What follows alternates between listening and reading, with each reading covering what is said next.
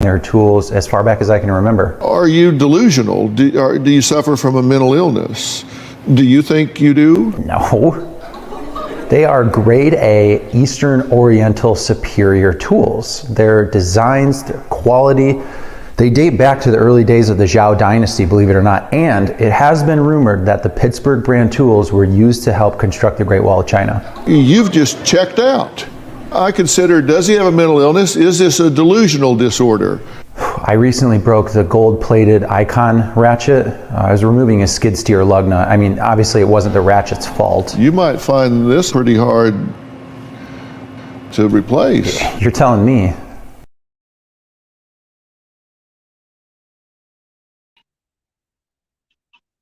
What up, guys? How's everybody doing tonight? Do we not got audio? Do we have audio? Yeah. Woo!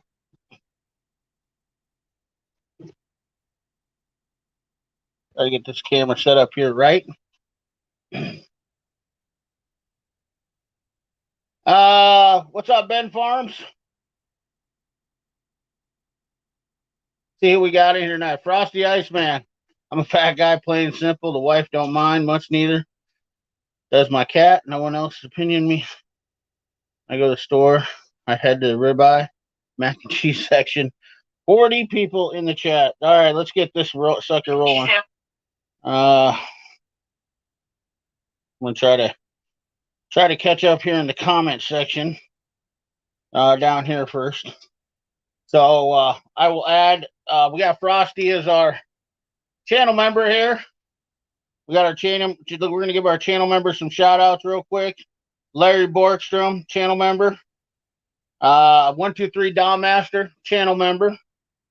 We got Peter Savinsky, channel member. We got Rob 2112 YYZ, channel member. Thank you guys for coming in. You guys are awesome. Appreciate you. The Friday live stream. We're good to go. See how the air's getting a little wild.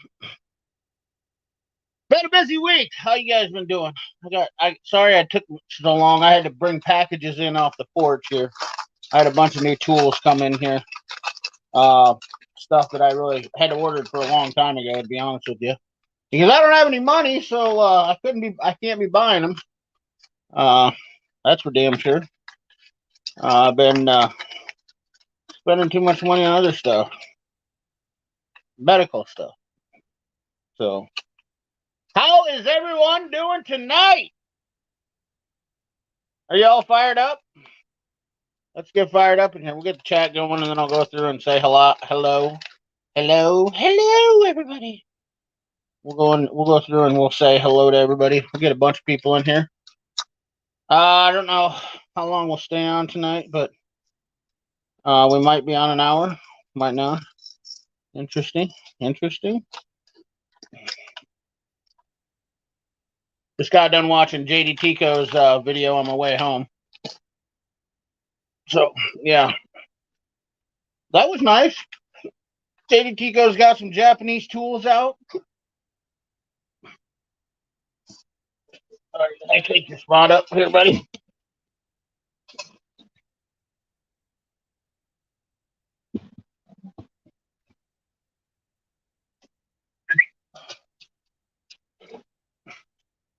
Get the big dog up in here.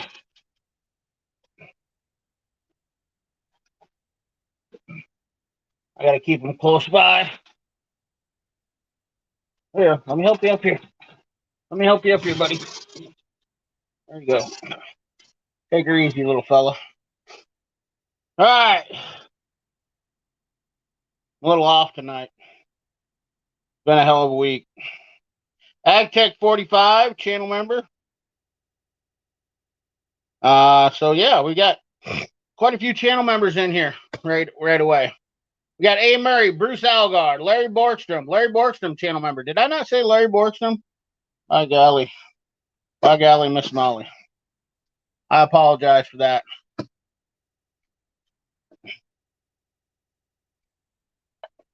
Secondly, do we have anybody who I missed that's supposed to join the stream tonight?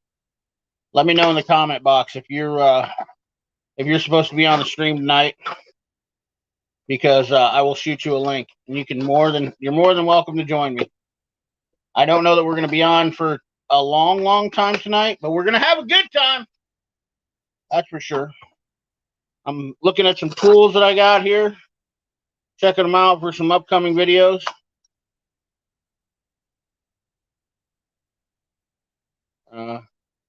Give you a little sneak peek. We got some gold. I love gold. Interesting. Interesting.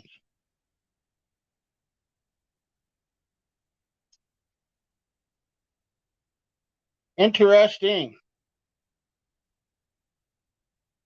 For sure. What do you guys think about that? Had this stuff ordered for quite a while now. We got a new scan tool to play with. I traded out a guy of my topped on. So we've got a pile of stuff right here. We've got some stuff. I need to get some videos made. I got to tell you guys, I apologize for not making any videos this week. It has definitely been a deal. Larry Borgstrom, Jason Brommelkamp had a decent snap-on haul today. Finally got the 8-ounce hammer I ordered 6 months ago. Hell yeah! What's up, Ben Farms? Peter, let's go. JD Tico's in the house. M. Lizer. We got Chad McGowan. You related to Chad McGowan? You related to the quarterback McGowan? Alan Kaufman, Lucky Miser, Rob 2112, Richard Snatter, Jeremy Whipple. What's up, CP? Grimm's Auto Service. What's up today? How you doing, buddy? Midnight Road Garage. How you doing, fella? Hopefully the weather's doing good for you down there. AgTech 45, Brian Meadows, Peter Savensky, Dwayne V, Hunter Scholl. Let's see here. Saying hi to everybody.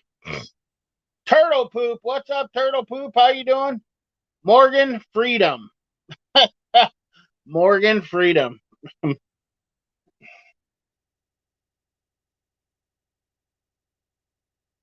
Morgan Freedom. How do you not love a guy with a name like that? Let's see here. What do we got here? Mark Galatine. What's up, buddy? Tool Demos. What's up, Steve? You want to join on tonight? Let me shoot you a link. You want to come on and chat for a little bit. I don't know if we're going to stay on for a long time. Anyway, you guys see that the Wisconsin volleyball team had some photos leaked? Unbelievable. Gotta tell you, that was interesting. Nope. No.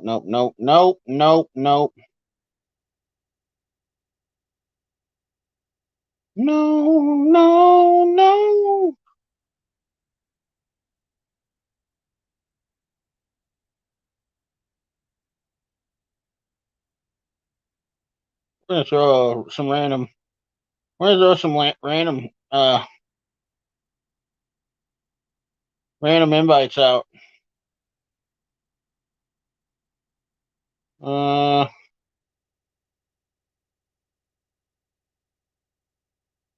Throw some random invites out.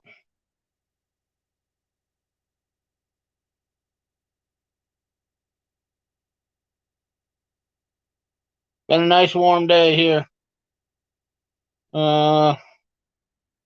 Let's see here.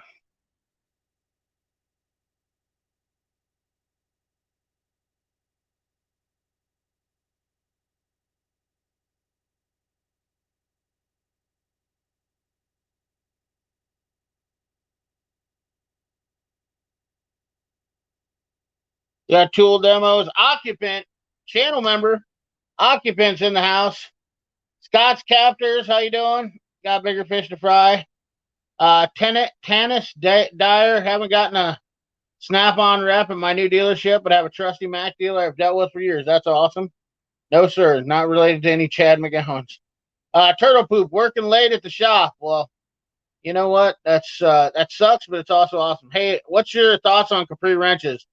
Just the regular wrenches. I think they're pretty decent. Definitely not. You're not going to be getting taken for the money. What's up, Justin Cement? Nathan Wiscamp. Hey, CP. What are we talking about tonight? Always talking about anything and everything. Tools. I'm in Wisconsin, but I must have been working and missed it, dude. It's all over the news. Hope everyone's week's gone well. Raging Cajun, another channel member. How you doing, Raging? Hopefully you're keeping her safe, keeping all 18 on the rubber side down. What's up, Biggie Fitz? How you doing, brother? I got a few things to Capri. We got A. Murray, Biggie Fitz, and we got a bunch of people in here. Scuba Steve, what's up? We got Quick Wrench. What's up, CP? I will say that Capri one-horse air grinders are worth the money. Well, hell yeah, dude. Hell yeah, brother. What's up, Quick Wrench? How you doing? Raging Cajun. All right. Just like that, we're caught up. 84 people in the chat. I got a couple of new gigs. I just showed you one.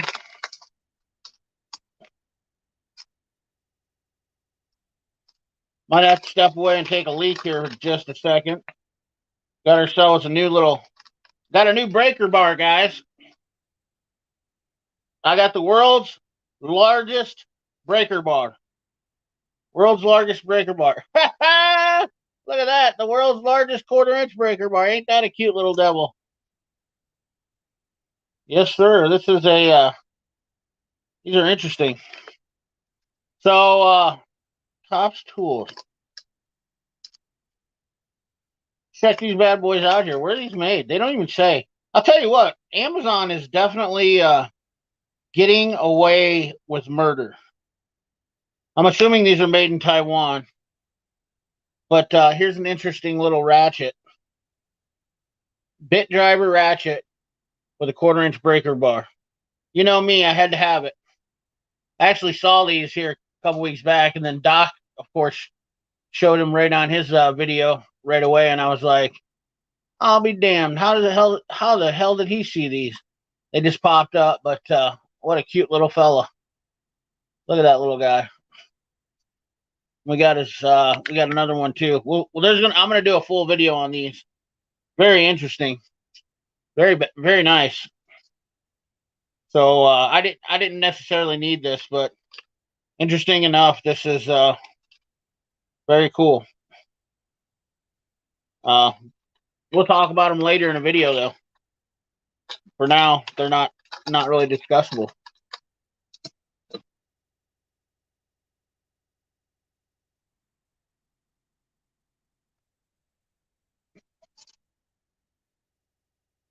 Let's see here. I'll probably drop in and out when I get home. I'm driving when it happens. Oh, not a problem, man. Let me know when you get home, buddy. How the Capri angle wrenches have been awesome, Tanis. I can't say enough good things about them. Absolutely. Yeah, they're absolutely awesome. Checkmate 115. What's up, buddy? How you doing, brother? My Capri wrenches have saved my ass the other day. Nice.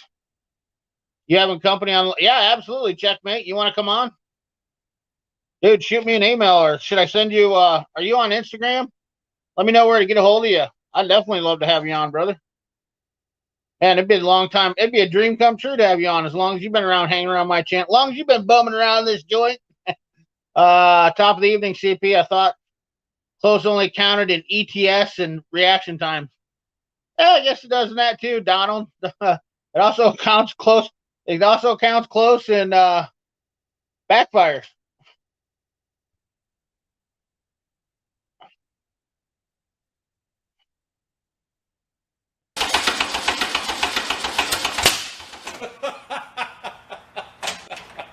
Right in the balls.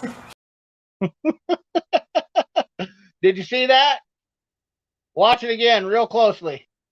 Let me get the comment off here.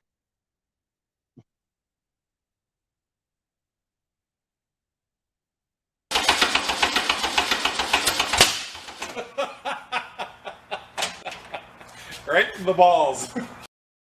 Any of you guys for extra bonus points worth absolutely nothing. Any of you guys know who that is?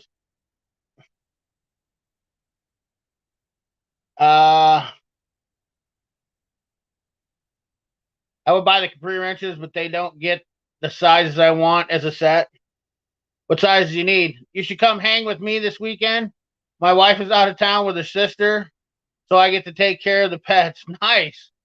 That's awesome. I wish I had time to this weekend. I got quite a few things going on. Not only that, my birthday's this Tuesday coming up, so I have some plans for birthday stuff this weekend. So, unfortunately, it's kind of a bad weekend, kind of a good weekend. Hold on a second. I'm going to take a leak quick, guys.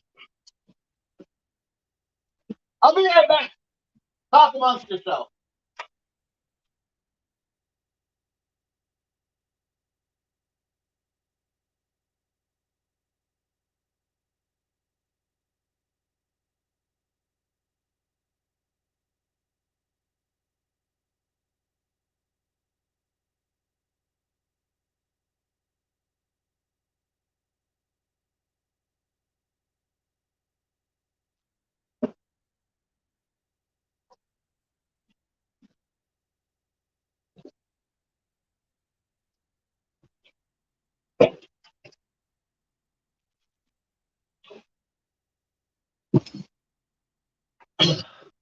I'm back. Hey, Hey, this guy. Friday. The shop's looking great. Yeah. It's amazing how much you can get done in just a few weeks if you really put your mind to it. I mean, you look like you're busy. I need to start doing that. Yeah, I've got a few cars up, and I guess I'm also gonna have to sleep in there because the house is completely full of cars now. Yeah. Hey, listen. Some guys would say that's how it should be. That's right. Hey, have You you know? ever heard of a Barndominium? You ever seen one of those? Yeah. There's actually a YouTube channel here of a guy that started building them. I think, be honest with you, I think he's actually the first guy that started building Barndominiums. I can't think of his name, but he's from Minnesota. He was a cop and started building them. My cousin built a Barndominium 20 years ago up in northeastern Iowa. They bought a building. I think it was a Walmart storage building, tore it down, built it back up because he needed a place to park his semi, and he was tired of having to go out to the shop during the winter to get his semi started because he had a low boy, and he was like, he could back his low boy in with his bulldozer, and he worked for another construction company, so he wanted a building that was long enough that he could back it in and then just take off in the morning. And then he built a house on the other side with him and his wife. Nice house. Amish stick built interior. Good They stuff. put a bunch of Yeah. rooms and stuff. Oh, his bed was, and my cousin's 6'5" or 6'6". So and he was a big dude, so he wanted a big bed, so we had him build him a huge Amish bed and everything. But yeah, it's That's cool. If I could convince Mrs. S that a Barndominium is the way to go, you know what I mean? They really are. I mean, they really are. Honestly, the problem is they're gotten so ridiculous in price now because of buildings and whatnot. But I mean, practicality wise, you never know you're living in a shed. That's the thing is, people think that's the number one thing I always hear. It's like, oh my God, what about if I'm living in a shed, the rain and blah blah blah. You'll never know it. You got to go visit one. Convince her to go visit one, and then you're not only that, you can spend more money on interior because you spend less money on cost of exterior, so you spend more money on interior stuff, and that's a win for me. So, including maybe a couple lifts, a 4-post, a 2-post. You know what I'm saying? Just the necessities in life. So I just opened this up. You guys are seeing this when I am, so I'm not. You watch me. You guys see me opening a box here, right? Is that the Dominator? No, I already have the Dominator. See if I can even get this in. Look at the shitty quality on this price. Can you see that? Yeah, and that's brand new. This is a Mayhew. It's a Mayhew. Basically, it's a 60-inch, 1-inch shank. Mm-hmm. 1-inch shank. It's a stout bad boy. It's 65 pounds, but wow, I'm absolutely disappointed in Mayhew's quality. I'm not sure Is what it USA? Yeah, it's USA. This is absolutely terrible. It looks like it's been repainted. I'll probably see the part of the paint right there where it's different colors. I mean, it looks like it's been fixed up. This thing is Like it's absolutely. been kicked around in the warehouse and someone decided to fix a Look at the boo-boo or print on something. this is brand new out of the box. Yeah. This is unbelievable. This thing is I mean, it's not. I mean, it looks like it's used. It legitimately looks like it's used right out of the box. Is that a spike on the end of it? Yeah. So it's not like a chisel tip? It's more like a demolition bar. So one of my subscribers was actually talking to me, and they were like, you know that Mayhew makes a bigger pry bar than anybody else. This is a 60-inch, 1-inch hex shank.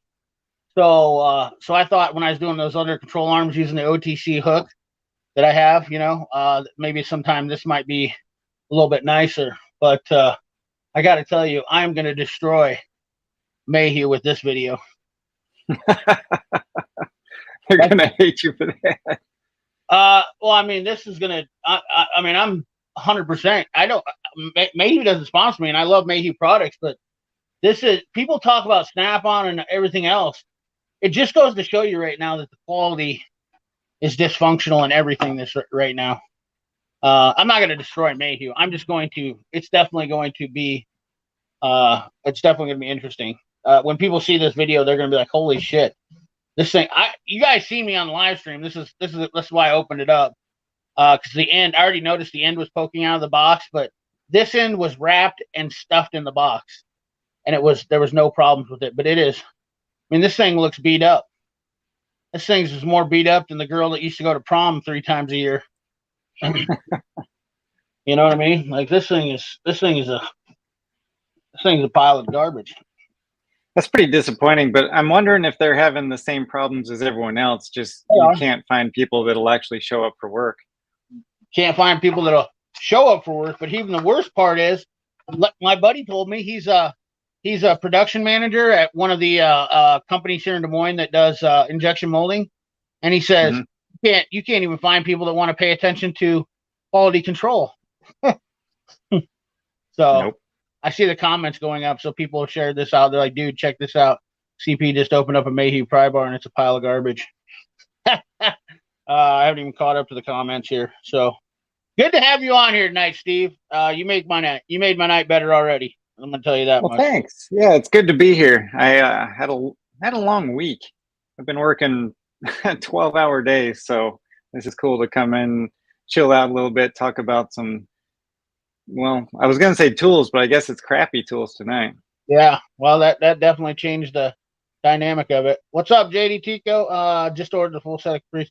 Let me catch up in the comments. We got Jimmy likes to work in the comments. Jimmy, if you'd like to come on, shoot me an email. Any of you guys want to come on, email me right now, cpthetooladdict@gmail.com or Instagram, or send me a message somewhere, because I can't. If I lose your comment in the comment box, I can't see it. It's easier for me to tell you and just help me out. Help a brother out. If you want to come on, take the initiative. cpthetooladdict@gmail.com. Not that hard to remember. It's my name. Everything, I've lined this up for you guys to make, because I'm a simple type of person. So, what's up, Raiden? I use the Sunex angle wrenches, which do the job, but I want to get the tech. Justin, I will tell you right now, God's honest truth, I have the Tecton and the Capri. I would not buy the Tecton ones. You're going to spend the same money and get the Capri ones, and they'll have a better result. I don't know if the sizes go up all on the Capri, maybe, but I would buy the Capri ones. And if you need the extra sizes, then go to the Tecton one. Buy the Tecton ones for the extended sizes. What's up, Boomhauer? Nathan. Let's see here. I love the Carmen Ghia. Is that a Scarecrow? That was my car back in the day. I didn't have one. I wanted one. Yeah, that's there's like people that have Carmen Ghia have exquisite taste. That's all I got to say. Hey, thank you. Happy birthday. Appreciate it, Larry. I should have called this birthday screen. I'm trained. That is Musty One. Rob 2112.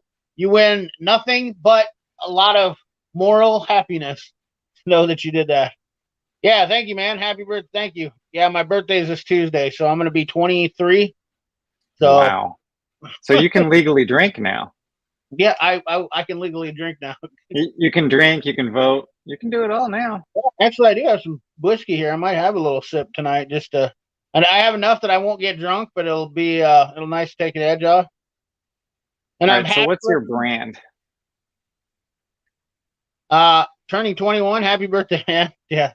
If you don't know my real age, then you don't know this channel. And at this point, it's going to be a joke to me to let you figure out my age. So, Barndominiums are awesome. Yep. Texting angle wrenches are U.S. made, which is important to me, but they're laser cut. Capri, Taiwan. Occupant and me are very studious on sticking to this, and I own both sets. And I'm not doing this because Capri pays me or Tekton pays me. I'm telling you the honest to God's truth. The Capri wrenches are 10 times better because they're forged. And whenever you see forged, remember that is a standard for a reason. Just telling you guys, I'm trying to help you out. It's not gonna cost you any more to buy the Capri wrenches. Just saying. I want you to have the best of what you can get for your money, and Capri are hands down the best of what you can get for your money. I'm sorry. I know you guys that might have Tekton might be a little bit offended about that, but I'm telling you right now, I used the Tektons and I was absolutely disappointed with them compared to the Capri ones. Just saying. So, Capri thin wrenches work very well. Yes, absolutely. I got a video coming up about the Capri thin wrenches. So, Gran Turismo fan, what's up? Oofta. That's a pry bar. Yeah, it is. It was a hand. I got to get caught up here. They couldn't find anyone strong enough to hold it for deburring. Yeah, it definitely. The pry bar is Jeffrey Gilroy's second favorite tool next to the hammer. Obviously, yeah. Looks like Joe was speaking when it was made. That might be actually. That thing's more beat up when Rihanna was dating Chris Brown. Chalk and Gillison for the win again tonight. You're a funny dude. Chalk, I'd love to have you on sometime just because you're awesome. So it is scraped and painted. Yeah, it's definitely. You should get what you should get what you pay for. That's right. I got shit is what I got. Shoot me a link. Frosty says shoot me a link. Let's see. I think I got your email. Let's see here. Hold on here. We're gonna get a couple people in. I don't know if we're gonna stay on really, really long, guys. Like just keep that in mind. I don't want to like hang out here all night long. Let's see here. Peter, Thomas. Speaking of you get what you pay for, those Mayhew pry bars, not cheap. Made in the USA. They're not Snap-on level, but they're definitely not cheap. Well, I know what's funny is that was only $60 for that one. For the was it 6 foot? You said? Yep, 60-inch. They're $59.99 on Amazon right now. Hold on a second here. I thought I had Frosty's email. See, just shoot me another email, Frosty. I really don't want to. No, not sure you want to chat about, but I'm game. All right, cool. We got Matt, Turtle Poop. We're gonna fill up the chat with some people. It's just good to talk with different people every once in a while. What do you think about that, Steve? You okay with that? Yeah, hanging out. Yeah, I just hanging out in the shop. I just like to get new people. I hope Checkmate comes on. I'd really like to get Checkmate on because he's A, I know he wants to talk crap to me about Ohio State game. And B, he's been a long time subscriber. It's good to see your subscribers when you never get to see them. When you're on this side of the camera, guys, it's always good. It gets kind of lonely on this side of the camera sometimes.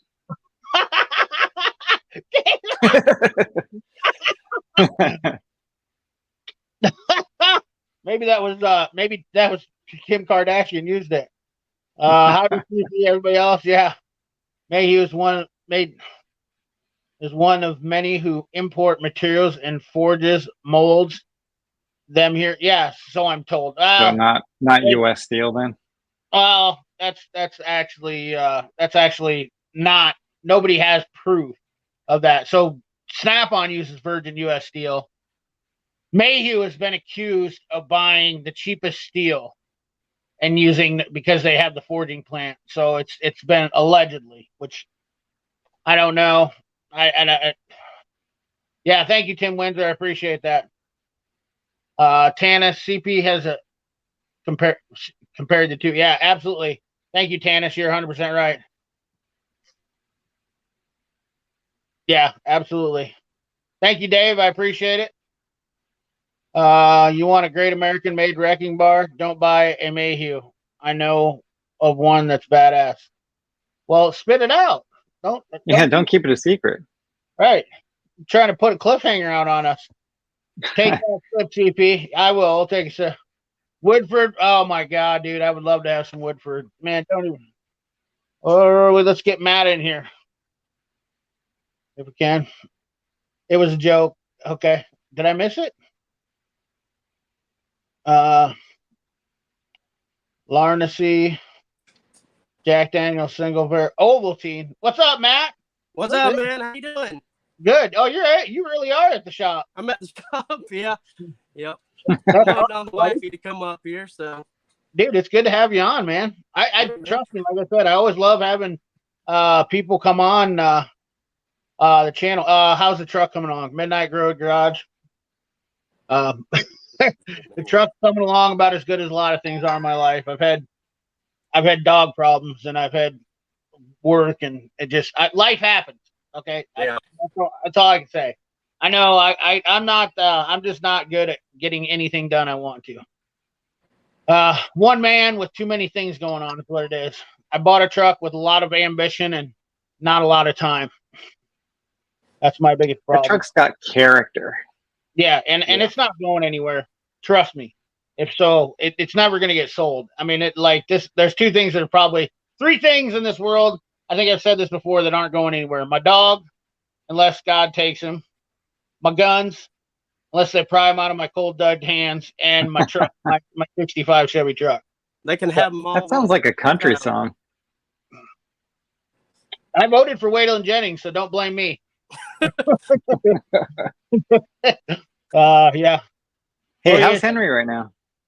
He's all right. He's got to have surgery, and I got to keep him. He's on this medication to make him feel like he's in good shape, but every time he jumps around and moves around, it causes his hemorrhage or his hemorrhoid,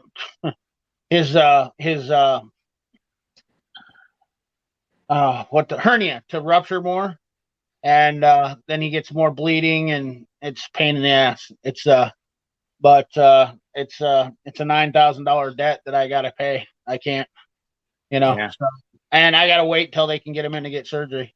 So it's just there's a waiting list for that too. Yep. The vets around here are backed up just like anybody else, and the surgery for dogs is back. It's all because of COVID. They said that they're behind 6 to 8 weeks to get him into a surgery. So, and to find one that was willing to willing to do it cheaper. That was the problem, because it wasn't cheap, and it's not just the surgery for that. So the surgery for that's only like $3,000, $2,000 to $3,000 is what they said. But I had to get a bunch of other tests done, and by the time he gets in there and after checkups and whatnot, the whole thing's $9,000. Not all at once, but it is what it is. And he's 9 years old, so the vet gave me the worst kind of news he ever could. He said the dog would be fine if you just get the surgery done. But if he doesn't, he's going to die. Those are the two options. So it's either it is or it isn't. And and then on top of that, I just had to start doing some dental stuff. That's I got a $12,000 bill for that. So I'm not trying to cry on anybody's shoulder here. Like I said, life happens. Every one of us here have our own situations where you got to deal with and rectify. And this is what it is. This is life. That's all there is to it. So the tools and YouTube are kind of taking a back seat right now, because I'm trying to make money and pay for my bills, and my content has really been kind of shitty this week, in my opinion. Nothing that I would really say that I'm not going to win any Academy Awards. Never was. You know, it is what it is, you know. So I'm in good spirits. That's all there is to it, man. That's good. That's good. What's up, Cool Cartel? There's another dude that's been around for eons. So yeah, dude, appreciate you guys coming on tonight. Anyways, I don't want to sit here and take up time. I want you guys to talk. Matt is the first time on, so let's hear. Tell everybody about yourself, Matt. Just get through it. Yeah. I'm gonna do some comments and answer some stuff here while you're doing it, but I'm listening. Trust me. Well, I don't know. What do y'all have any questions about or anything? Yeah, just tell us. I know it's probably not easy to talk about yourself much, but just tell me what you do. You know what you know. Tell me about your how you found me. I don't know. Tell me. No, just tell me what you do and what you work on and what your passion is and what kind of tools you like. All that stuff. Give the people a little bit of. Just give a little piece. A little bit of intel. Yeah. Okay. Well, I live down here in Perry, Georgia, and I'm a lawnmower mechanic. I kind of went backwards in life. I first started out on heavy diesel trucks and everything, and then I went down and started working on cars, and now I'm working on lawnmowers, side by sides, and four wheelers, ATVs, all kind of stuff like that. And I gotta say, man, working on cars and stuff, you think that, wow, there's really these people out here kind of, you're driving this car, but when you get into working on mowers and stuff, it's really the kind of idiocracy of people out there is mind blowing. Not trying to put anybody down or anything, but it's really, it's crazy, especially 2-cycle stuff. It's supposed to be mixed oil and mixed gas, and all the time, every day, I'll get a weed eater or a chainsaw in where they just put in straight gas. Right. And then, I go looking at it, and the first thing I do after 2 years of working here, the first thing I do on any 2-cycle is I open the gas tank and I say, okay, what kind of gas does it have? Is it old? Is it mixed? Is it straight? And 99% of the time, it's either old gas that's been sitting for a year in their shed, or it's got straight gas in it. And between the two, if it's old gas, it's fixable. You can clean the carburetor out, put a new gasket set in it, and it's good to go. But if it's straight gas, usually it's not. It's done. It's toast. I could put a new cylinder head, new cylinder in it, but half the time the warranty won't even cover that. Even if it's still under warranty, it just depends. We kind of try to finagle stuff sometimes for certain customers. Right. Like a lot of businesses and stuff, they'll hire a new guy and he'll accidentally put fresh gas in it and straight gas, and we're like, okay, he was new, he didn't really know, he never used something like that. We can waiver that and just say, yeah, it was something happened to the weed eater, it was a defect. But what do you work on normally? Look, I see steels in the back. I'm assuming that's anything and everything. Echo, steel, Husqvarna, weed eater, $1, you just name it. And you're completely happy with your transfer from going from diesels to small engines? Yeah, I can actually say it's kind of exciting. That's awesome. I don't knock you for it. Dude, I can tell you one thing right now. I have a buddy that did the same exact thing, and I can't even tell you how surprised I was with the results that he had from this. First of all, his marriage and his personal life grew to be so much better. And that was just because he was doing busy work, and he was solving problems, and he didn't enjoy doing dealership work. He wasn't enjoying the where he was at, and now he does. And not only that, people don't realize it, but small engine tech stuff is actually hurting more, I think, than any other part of the industry, because we have. So right now they're starting to do snowblowers here, which no, you probably don't do much of that, but I don't think we do. They're doing snowblowers here. They started doing snowblowers here in the 1st of October, and I know a couple of small engine shops are already out 2 months. Wow. To get snowblowers. So the work is so consistent here, and so I've even been told I've actually fixed some stuff myself, and I'll be honest with you, I don't like messing with them because I don't know why I don't like them, but For some reason, the small engine stuff just I don't like the diaphragm fuel pump setups, and I don't know, Yeah, just they're they're kind of really not that hard to work on. But I guess it's just a whole new industry for me, and I don't know, for some reason I don't like it. I hate working on lawnmowers. I don't know. I do, but I don't. I could say I do, but I don't. yeah. You know, It has its moments. well, my old rider broke down, and instead of me fixing it, I was like, I'm just gonna sell it and buy another one. I mean, I'm not gonna lie to you, but I didn't buy a new one. I actually sold mine for what it was worth, and because I got it for such a good deal, I paid exactly what I bought the new one for There you for what I sold the old one. go. You know, You can. There's a lot of play like on Facebook Marketplace and stuff. You can buy. There's so much stuff out there, mowers and all that. You can buy really, really, really, really, really dirt cheap and put Yep. 20, $30 into it and have a $500, $600, $700 mower. Turn around, swap it, or just keep it. guilty. I mean, I'm that guy.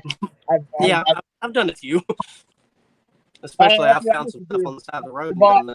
I bought like 13 blowers from a lawn care company and 13 like steel like BG85s, I think it was, or there might have been some 55s or whatnot. But I bought 13 of them and just completely took them apart and cleaned them and resold them for $100 a piece and made like $700. Yep.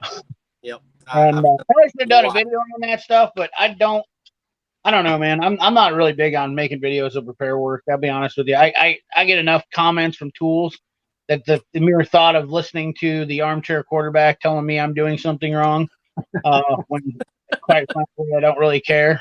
The keyboard warriors. The 5%ers, I call them.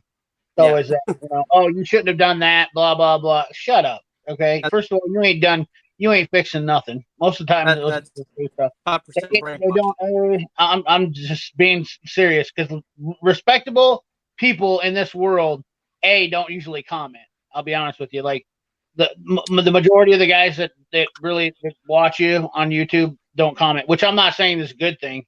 But then the other good people that do comment are all of them are good people too, and it's the 5%ers. That's just 5% of these clowns on YouTube and social media in general that just are a pain in the ass. Which there's some people, whatever, it is what it is. Bitter people. Here we go. We got another guy. What's up, Peter? All right. Hey, what's happening? This is Peter, Frosty the Iceman. Good looking beard, fella. No.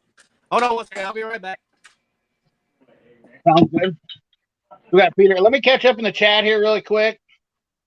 You're staying here 21. Howdy from Oak. What's up, Dustin? Seen you in the chat, and JD Chico.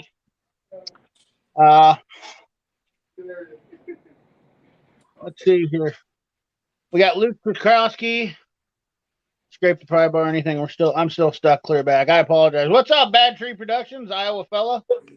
Marshall wrecking bars are the baddest wrecking bars there is. Right on. Never even heard of them. I hear you, CP, got a whole shit. Midnight Roads Garage has got more projects than I do. I mean, I got no excuses when you listen to that, watch that guy's stuff. I'll say it. Thank you, Paul. I appreciate it. We had a cat that was severely matted. Vet is on the vet had a waiting list. Yep. Thank you, Midnight Girl Garage. What's up, Nicholas Nasty? Make sure you get a board certified surgeon for Henry. Dwayne me. I do have a good surgeon. My vet is really, really good. Really good. Where'd Checkmate go? Can we get Checkmate? Ryobi. Ryobi. All good, brother. Thanks, CP. Yep. You're my man, Tool Cartel. You're like number one in the chat when I first started. You can go back to my first live stream. Tool Cartel was there. I used to say Tool Cartel. Yep. Always forget to add gas to stabilizers. Yeah, me too. Careful. I don't know if anyone else has had to deal with office staff, but I have no clue on repairs, but act like they do. Yeah, man. I hate it when a service advisor gives repair tips and he shouldn't. I use ethanol free. Ethanol free that's actually a really good topic for anybody. Car mechanics, auto, small engines. Guys, I'm guilty of doing this. I ruined my motorcycle fuel because I ran ethanol in an older bike. and was not aware that it would eat those old rubber lines and cause contamination of the carburetor. You probably have a shit ton of that stuff to do, Matt, with daily. yeah. And the worst part about it is you don't, even though a gas station says it's ethanol free, is it really? You know, there's no way to tell, because unless you have some kind of like a test tube and you can physically test it, then it's not. But one of the best products that I've found that fights ethanol would be Phaser 3000, and that is some bad mama jamma stuff. It's wicked.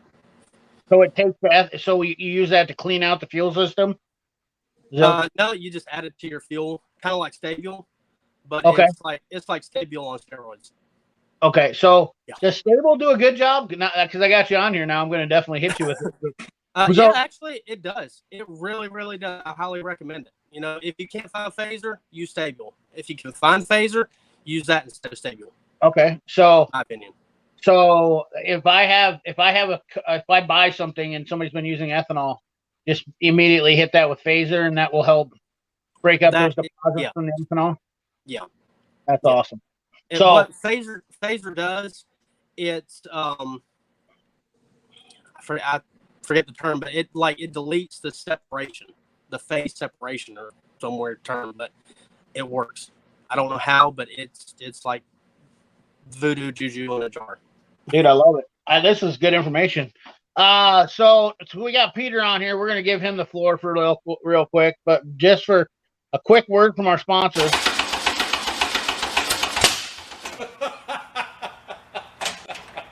Right in the balls. If you don't love Musty One, you are not right in the head. Musty One's awesome, dude. I saw that video, and I watch his videos randomly, you know. And I saw that video, and that just had me cracking up. So, Musty One's just awesome. But Peter, Frosty the Iceman, not to be confused with Peter Savinsky. This is Frosty the Iceman. Frosty, why don't you tell us a little bit about what you do, and tell us about yourself, so you can introduce yourself you are also a channel member, which I appreciate. So, thank you. Well, first off, can you hear me? Is my mic working? It's kind of quiet, but I can hear you. Well, maybe I can a little close. I'm trying to do this through a cellular phone here. Yeah, they should usually cell phones work. I'm pretty much doing mine through a cell phone, just my tablet. Let's see, I'll get the volume all the way up there. Now, technically around here, I'm an industrial mechanic. A lot of what I do deals with packaging equipment, refrigeration systems, great big commercial ice makers and compressors, freezers, a lot of reach-in units. Like you go to the gas station, you go to the store, you want to grab a bag of ice out of one of the machines. I go out there and maintain all those. And we've got a pretty decent sized fleet of trucks. Now, a lot of work on the pickups, but for the most part, all the bobtails and, even the NPRs and the Isuzus, we started leasing those. The guys hammer them so bad that it's cheaper for us just to lease them, let the company deal with the repairs, then we just turn them in and get new ones, or buy them out and get new ones every couple of years. Awesome. That's cool. You're working on a lot of cool stuff, a lot of different stuff, a lot of cool stuff. It's something different. Really cool stuff, though. Not just like. Well, I could some. I mean, I don't know how good the signal is around here. I could walk you around the shop. We've got. You're working now too? Yep, I'm still here. We're open till about 9:30 tonight. Oh, you're on the West Coast then, huh?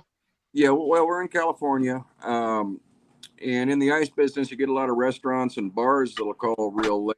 Their ice maker took a shit on them or whatnot, and we got to rush 300-400 pounds over to them just as quick as we can, keep them in business. So we've got a plant down in Long Beach. They're mainly just a distributor. They do a lot of calls, and we're doing more and more here out of LA too. Awesome. So we stay pretty busy. That's cool, man. That's really cool. when it gets real slow, we're going around making snow. Now I know you guys back there. Can't Sure. I can't understand it myself, but people are paying us to bury their driveways in snow for Christmas. You know, a Well, snowball fight in California. let me just let you know. Let me make you understand. You do live in California, and there has been crazier things that happened there. I know there's a lot of good people that do live there, but there's also a lot of screwballs that live there. Oh yeah, oh yeah. But here I'm in LA, and you can drive maybe 2 hours, and you can be in the mountains in the snow.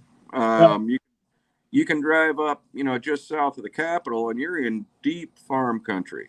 I mean, it's very rich there, and the folks are very normal. Right. Very.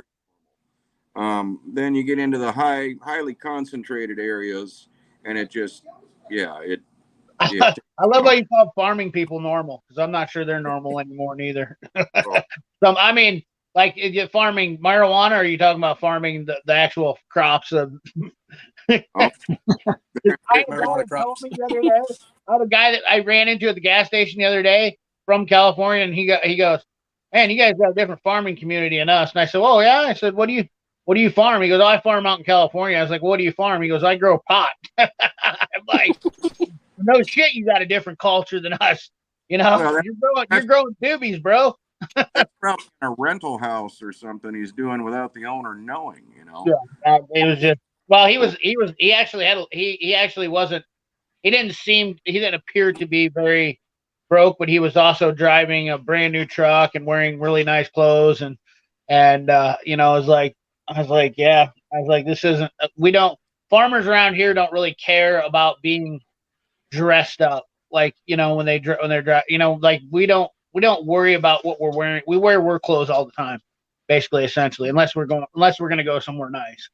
I mean, we all run around in old clothes. Yep. That's the same thing us normal folks do out here, but there's not that many of us in the city. Right. Yeah, this guy was like, yeah, he was like, I thought I would be, you farmers out here got so much money. I'm like, you don't never know what a guy's got for money here. That's you don't never know. That's been a thing that's happened here probably more than a lot of places. Is that people misjudge somebody out here, and one guy's for instance, Dennis Allball. If you look up Dennis Allball was a farmer who also invented 2,4-D, worked for DuPont years ago, and I think he's like one of the top 10 richest guys now in the world. Might not be now anymore, because I think that the numbers have really changed because of internet, or because of social media. There's a lot of people that like overtook a lot of these businessmen and guys that were. But back in when you think of what's his name? Jesus. Oh, why is it on the tip of my tongue? Out in Omaha, Warren Buffett. Warren Buffett, yeah. Warren Buffett. Let's just put it to you this way: Warren Buffett and Dennis Allball are good friends. I mean, like, really good friends. And if you know anything about Warren Buffett's also a humble, Midwestern guy who he actually bought used books. I read a lot about Warren Buffett. He would buy used books. He would pick up cans off the side of the road. All those things are attributed to what a lot of people, a lot of really rich people have done it in their life. They're not scared to do that stuff. When Dennis Allball has been, and Dennis owns a bunch of land here, but Allball is he owns farm ground for as far as I can see, and he just buys shit everywhere. So, but he made it big when he got 2,4-D, because it was it destroys everything. 2,4-D kills everything, weeds, trees, you name it. You put it on. I'm pretty sure it'll actually kill dead wood. That's how bad it is. That's what I always tell people. It's not like Roundup, where Roundup is an annual spray. 2,4-D is it just destroys everything. So Yeah. You were talking about those blue collar guys with money. Nope. You can go to the tractor pulls and you can see their brand new 2022, 3,500 diesels, and they're out there doing that stuff with them. Yeah. Oh, dude, the the farmers here now drive their work trucks are like 3 years old. I'm not saying it's right because I know a lot of farm guys. So I know a guy that was a really, really rich farm guy and drove an old Ford pickup. The flatbed had he had a box on it originally, and the box got destroyed on it. It was an old F-150, and he used to haul brown bales to feed cattle with. But the box got destroyed, so he put a wooden flatbed on it, built a wooden flatbed. And I'll never forget this guy. And he would come in, and I remember he was out disking in the field, and we were working in the shop, and he rolls up in the tractor, and he says, "My disc broke. Can you fix me? Because I don't want to have to go all the way back to the farm." So we said, "Sure." So we're out there in the middle of the parking lot welding his disc back together, and goes in. He comes back 2 weeks later, and we didn't really know he had that much money. I didn't know it, but he owned a bunch of land where it's all business park now. Sold all for business park. He comes back the next week and gives me and my buddy $500. Wow, nice. Because we helped him get out and get disking. And what we didn't know is that his daughter or his wife had just went to the hospital to have their baby, and she was in labor. And so by him getting that disking done, he would have ended up missing his child getting born because he had to get the disking done because it was going to rain the next 3 days. So that's the life of a farmer. I mean, like when I mean, it's not life threatening, but I mean that could have changed his life if we wouldn't have been there to help him out. And it was just as simple as us saying, don't worry about it. We told him, don't worry about it. We weren't charging him anything. Took us about 15, 20 minutes, and we welded him up. But it would have took him 2 hours to drive home, weld it up, come back out to the field, and he would have never got to see his daughter get born. So he was grateful. Simple stuff like that, but that's what happens around here all the time. I mean, that's why I don't make any money. I'm more than willing to help anybody out. I don't, money really doesn't matter to me. Just having people that I like and are friends and whatnot, That's you got a cool community out there, though. Yeah. Oh, yeah, for sure. I mean, a lot of people now it's changing. I will say it's changing, and that's because of the culture's changing. So a lot of us older guys now in our late 30s, 40s, we get along with older people, but some of the other guys. We got scuba coming in here. What's up, buddy? What's going on, fellas? How you doing? A lot of us older guys now are kind of sticking together, but trying to get these young guys into that same groove where got that same mentality where you're thinking about, hey, you just help people out and don't, do more work and don't worry about getting paid or any of that shit. So, yeah. So, how's it going, Steve? How you doing? Another day, man. Another day. I hear you. Let's catch up in the cat industry. Let's catch up in the chats real quick here. See if we got any newbody stop by. What's your Instagram? Industrial Mechanic. Sorry, I didn't get your name. Oh, what do you guys have any social media accounts that I know Steve Tool Demos. If you guys don't, I think everybody should know Tool Demos by now. Steve from Tool Demos, he's got a YouTube channel. We lost Turtle Poop. That's Matt. Any of you guys got any Instagram or social media? Oh, there he is. He back. Happened there. Any Sorry guys about that. No, you're all right. It don't matter to me. If you got to leave, you just jump off, come back, whatever. It don't matter. Trust me, I don't care. I got a text message there, and I was wanting to slide it up, and next thing you know, I disappeared. What do you guys? Any of you guys? We got Scuba Steve has an Instagram. Turtle Poop, do you have anything that you care to? Do you do anything social media, or you just kind of have it for personal fun or whatnot? Yeah, pretty much just personal fun. I need to start making some videos, but yeah, I just remember when you go down that rabbit hole, Cinderella ain't gonna be there right away. No, no. That's the best advice I can give to people. So no Cinderella, no princesses, but you got some trolls out there. Yeah, absolutely. You're gonna definitely find the troll. Billy Goat's Gruff's gonna be there under the bridge. Definitely get that. Yeah. Peter, do you have anything? Frosty, do you have anything you want anybody to follow, or you just do? Are you doing YouTube now? You are, aren't you? A little bit of YouTube.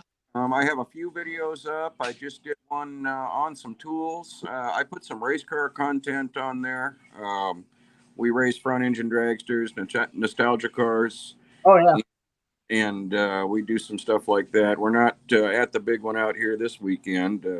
Our stuff's all apart, but we do that. And like I said, I just did a couple of tool videos, and I have an Instagram. It's the same, Frosty the Iceman 79. And YouTube's Frosty the Iceman. I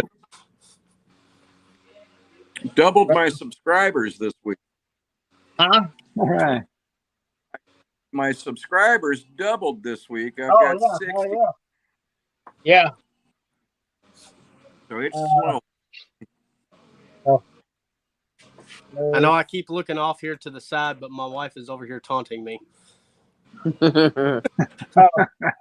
She's got a very weird hobby, and you own your own shop, or are you working for somebody?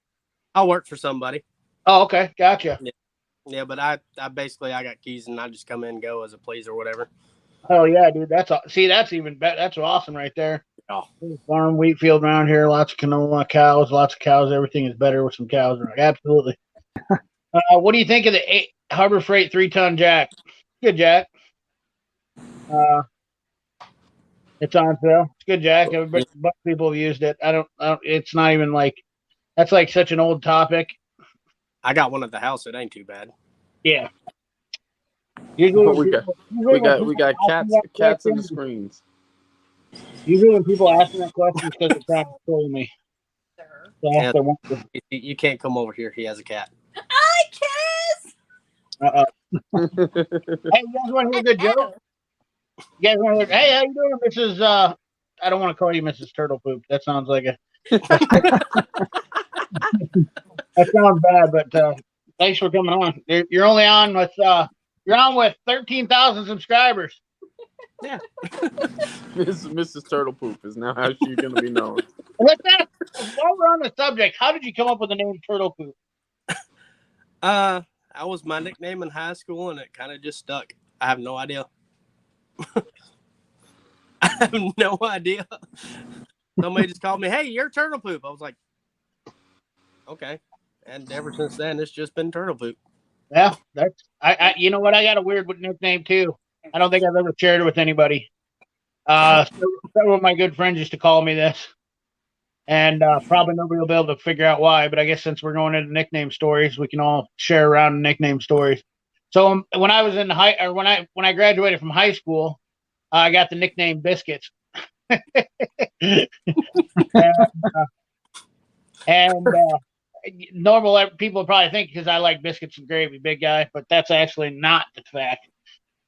Thing is, one night we were out at Perkins, and everybody gets drunk, and they go out to Perkins to eat. And there was a good-looking waitress there, and me being me, I'm kind of flirtatious and whatnot, especially when you get a little liquor in me. And waitress come over and she said something, and I looked up at her and I said, "You know what? You want my biscuits?"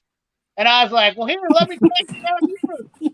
And so I got her biscuits, and I picked her up and started carrying her across the before anybody would get in trouble back in the day when we used to have fun. And we used to be able to live life. I would have literally went to prison for that, but before, and Butch, I ended up dating her anyway, so it didn't matter. But yeah, and so everybody, they're like, "Don't tell CP about your biscuits; he'll grab them." So my one buddy used to call me. He's like, "Biscuits, biscuits." That's pretty good. Yeah. So grab them by the biscuits. That's what I used to say to everybody. Grab them by the biscuits. So. And then I hung out with a bunch of hockey guys too, and of course they called it biscuit too. So that's where I picked it up from. Hanging around those clowns all the time. So fellas, gotta get up. Wait a second, you just said you were getting. Yeah, I changed my mind.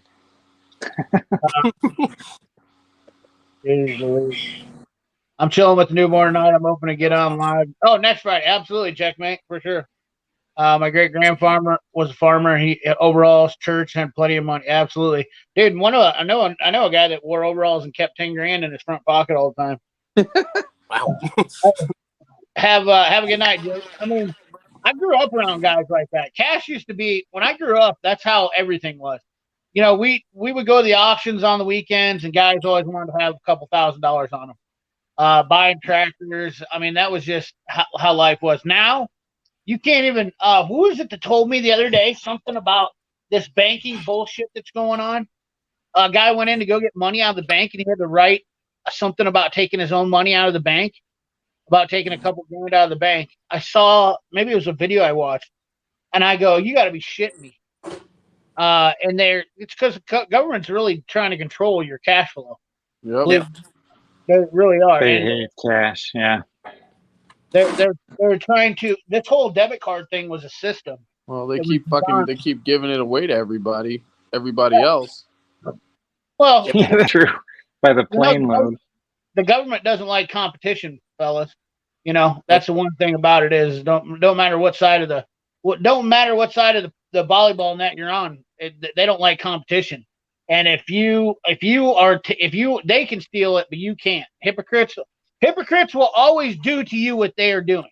Remember that. Yep. That's 100% the truth. I was told that from when I was a young man. My grandpa used to say that all the time. He goes, just remember, Ollie, every time you do something to somebody, it's no different than them doing it to you because they're doing it to somebody else. You know. Yep. Another term is a narcissist. Yes, exactly. So don't kid yourself when people are accusing you of doing something. That's because they're probably doing the same thing.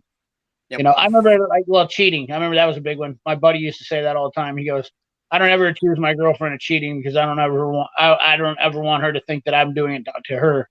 And that feels like the first form of guilt. So, anyways, I don't want to get on politics. I know that will instantly blow up and layer. I could go on about that stuff for days, you know, but it is what it is. A lot of Dutch farmers here and Dutch government pays come by from Canada. Brand new home, of course. Yeah. Railroad sprays a lot of 240. There you go. What do you think? Honda brand power steering. This guy's fucking cool. 100%. He's just asking dumb questions. Sorry. Yeah. They're out there. He'd done it last week too. There's the under the bridge. Yeah. That's what I do. I mean, it's same shit every day. What do you think of Honda power steering? Why would anybody ask that question unless you?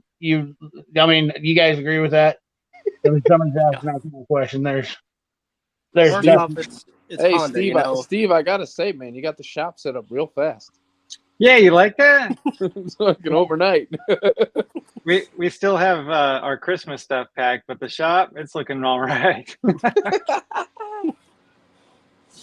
Yep. Yeah. Speaking of cash, though, I've got cash burning a hole in my pocket right now. We're kind of settled in. I mean, that's not the shop, but I've got my toolbox unpacked and everything. So I've got this itch. I got to get me a car. I want to fix up a car and flip it. So I've been looking on Facebook Marketplace, and man, people have junk out there, like not worth, I mean, scrap prices basically. And they want like $2,000, $3,000 for these pieces of junk. It's terrible. No lowballers. That's what I have. Yeah, right. Yeah. Pawn Stars ruined Facebook Marketplace. Just saying. Yeah. I wish there was a better place to go, but I can't find one. The problem is showing videos of me doing car flips and stuff, because I honestly believe that if I did show that stuff, it's just going to entice people to do it and invoke more ignorance. I'm just saying. That's my problem. Like, you know, hey, like that Subaru. I basically traded a program job for that car. I could easily turn that car around and sell it pretty much the way it sets right now for $1,500 without any troubles. Yeah, it's a little bit. I don't need the money for. $1,500 ain't gonna save my ass for nothing. I mean, $1,500 to buy me a couple steak dinners and keep my lights on for a little bit. But at the end of the day, you know, what I've got going on is cost more than that. But showing that video where I'm getting something and flipping it, it seems, you know, it's like what these guys that have all these cars. All these guys that are having these cars on YouTube, and that's the other thing is, You know, these guys that have all these cars on YouTube are getting audited now. Yeah. Yeah. So whenever you show a car that you bought, and if it disappears off your channel, or you can't, if they come and check it out, they're getting audited now because you can't just flip cars without having a dealer's license. You know, you can legally, I can do 6 a year here. Okay. So Right. I'm my limit. Not only that, I do have access to a dealer's license. So it's not a problem. I can sell as many cars as I want. And I encourage anybody to try to come after me for that. I'll make you look stupid on that. I enjoy making people look stupid to come after me. I really do, with some kind of stuff, you know. Like I'm not a fool to this. This isn't my first rodeo with people trying to accuse me of doing something or whatnot. Yeah. I've been attacked all my life. Big guy, what do? You're gonna attack him, call him fat. You know, I've been around this game long enough. So, anyways, long story short, those guys on YouTube are getting hit now for they're getting audited for their cars because they're buying and selling these cars on YouTube, doing these will it runs and selling these cars for a profit, not paying taxes on that profit, which is illegal, but it shouldn't be. Once again, the government's sticking their nose into shit they shouldn't be, but this is how they want their tax money. And I actually heard about a YouTuber that's in deep shit now. He disappeared off YouTube, but he was doing it and buying these cars, getting them running, and then flipping them, selling them right away. You know, like putting them up for sale. Yeah. Got nailed. I got nailed. One of his subscribers was a DMV employee. Oh man, Oh, that is terrible. Hey, I'm telling you, bro. You don't know who's doing what. Yep. Yeah, because I was actually thinking about doing some flipper stuff on my channel, and not really sure what that's going to look like, but I want to do something. Find a dealer. Now find a dealer you can work with where you can use his dealer's license, Steve. I'll talk to you off camera. I'll tell you what you got to do to stay legal. Yeah, first of all, you got to find out your rules in Florida too. You know, like that's the thing is follow the rules because trust me, Florida's the Wild West, man. Do what you want. Yeah. But you definitely got to follow. You definitely want to follow the rules to make sure you don't get in trouble because they're doing stupid shit with car stuff now. Which I understand. There's been a lot of, but this is once again the government trying to control everything. Back in the day, if you trade stuff, this is why I say barter system is still king, because if you barter shit, they can't do nothing. Yeah, bartering is a legit form. So, like, we need to change the currency. So I do a lot of bartering. So, like, I traded some stuff for some stuff the other day. Not illegal stuff, fellas. Just get your mind out of the gutter. But I trade stuff all the time for things. I enjoy the barter system fully because it's great. You don't have to worry about bringing the government into it, and nothing pisses the government off more than not getting their money. Yep. Well, have you seen some of these diesel shops that were doing EGR deletes and stuff like that, and putting it on YouTube? Yep. Now they've got the EPA coming down on them. They're ending up just going bankrupt because all these fines they're fined by the day or by the job or whatever it is, but more money than they'll ever make. Well, that's just that car repair stuff is no different though, Steve. So let's say I do a repair job on a car, and I didn't notice that the cat was missing or some kind of emissions related was missing while I'm doing repair work. They can come after me for it. Because if I was working on a car and I showed a video and it's in that video, that's one thing that makes me nervous about doing repair videos, because I can't control what customers do to their own vehicles, but I get charged for it. I get fined for it if I'm working, and that's a fact. People don't understand that. Yeah, and I think that's kind of why I haven't done a lot of like repair videos and stuff, because it's everybody's watching you. Oh yeah. Yeah, my biggest fan on YouTube is the government. Yeah. EPA fines can see to $45,000 a day. Yep, the EPA fines are. So I think the initial fine is like $10,000. It's like your basic fine, which $10,000 is enough. But I know a guy that got an $18,000 fine, and he was just an independent guy, doing some stuff on the side, and he was working for his family, and it pretty much damn near bankrupted him. $18,000 hit on your monthly budget. Yeah, that'll get your attention. Yeah. So that's EPA is also 4 or 5 of those. Yeah, it's all it pays. I just don't want to do it. Had a used car dealer get busted here for turning back odometers. Yeah, oh yeah, that's all. That was going on when I was a kid. I lost about $7,000 when I sold my boat. See, can I claim that? You can actually. I think you can claim a loss on your stuff. That's another thing. People don't ever do that. If there's a lot of stuff I think you can claim. My tax accountant told me, with YouTube now, I have a lot of stuff that I can claim with YouTube. That's why I always tell people it's good to do social media, because when you do social media, then all my tools I can claim for a write-off, which don't listen, fellas. When I tell you this, I usually hear there's a lot of people that go, "Oh, I can do that," and then I'm gonna do that. No, don't do that. You're not gonna make money. It's not you're not doing that. You're not gonna make money by this. A write-off is you're only getting a small fraction. Yeah. So I'm not getting my tools free for writing them off. I'm just not paying taxes on them. Basically, is what. You're not gonna win the lottery by making a YouTube. Don't think by running out and doing a YouTube video, it's going to. But when you're buying $20,000-$30,000 worth of tools, yes, it makes a difference. When you're buying $2,000, maybe $1,000 worth of tools, no. And if you try to show your old tools and use that as a write-off, that ain't gonna fly neither, fella. That is illegal, and you're thinking about maybe going to Club Fed for a little bit if you try doing that. The bullshit of it all is we fucking pay taxes on them when we first buy them, then you got to pay fucking taxes on them again at the end of the year. Yeah, that's the bullshit. Yeah, we're getting stretched out on the government, but I can. I know. There's a lot of things that. Trust me. See, I'm not. I want to talk about this stuff too, but YouTube will. The video will end abruptly. No, they just. YouTube is not a free speech platform. First of all, this is not it's free speech, but it's SPEASHHHH.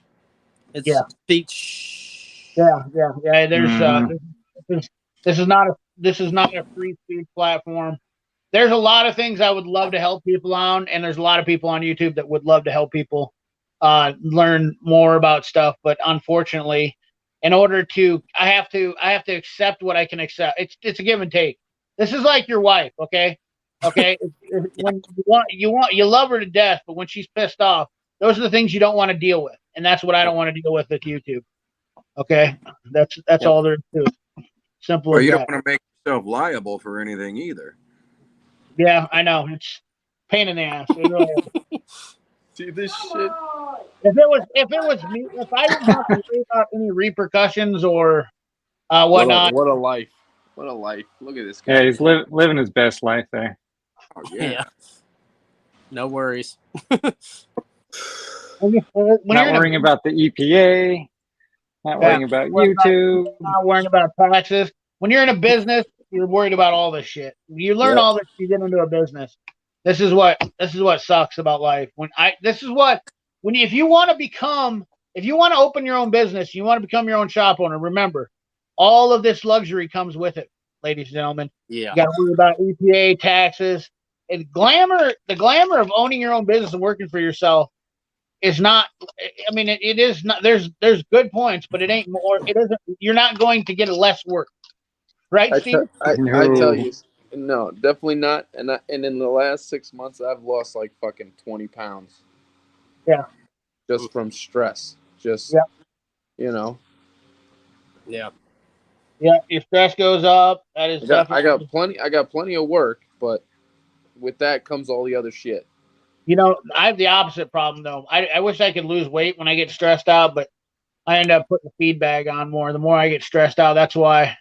When I became a Mac dealer, I gained 45 pounds when I became a Mac dealer, because not only that, I eat all the time when I'm on the road. Like, I don't stop. So the busier I get, I just grab garbage. Yeah. You know. Yeah. Yep. Doritos or whatever's close. Yep. Quick and easy on the go.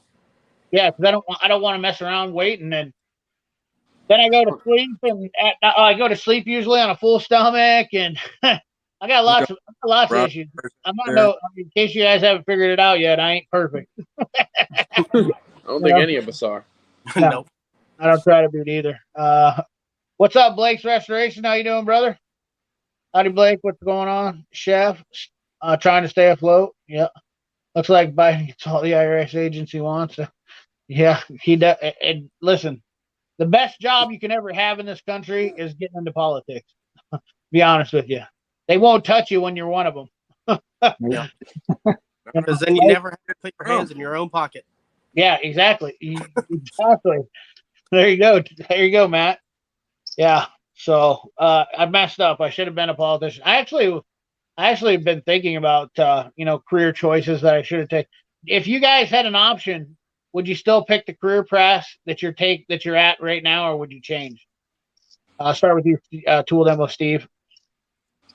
If I could start over, you know what? Ever since I was a kid, that's what I wanted to do. You know, playing with Tonka trucks and watching trucks go down the street, and even like the garbage man. I just thought that was an awesome job. They got to drive those big trucks, so now I'm doing it. I like doing what I'm doing, but this hobby that I'm doing now, fixing cars, is starting to get a lot more of my attention. And I don't think I would give it up, but I like the transition that I'm going into now. And if I have a chance to retire from the truck and go into auto repair, I think that would be a cool thing too.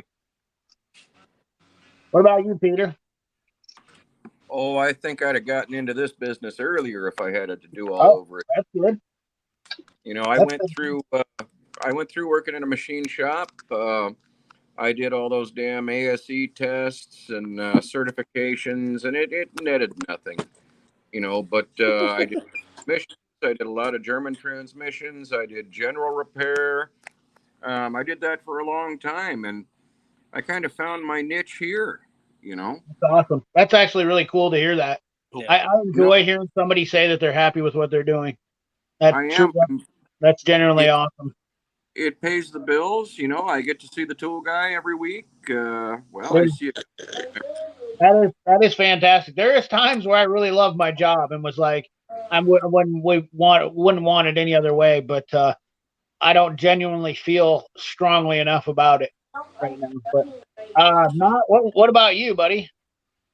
I mean, me, yeah, I'd probably do the same choices because it's fun. There's different stuff every day. Nothing's ever the same. You get to see all the craziness out there in the world.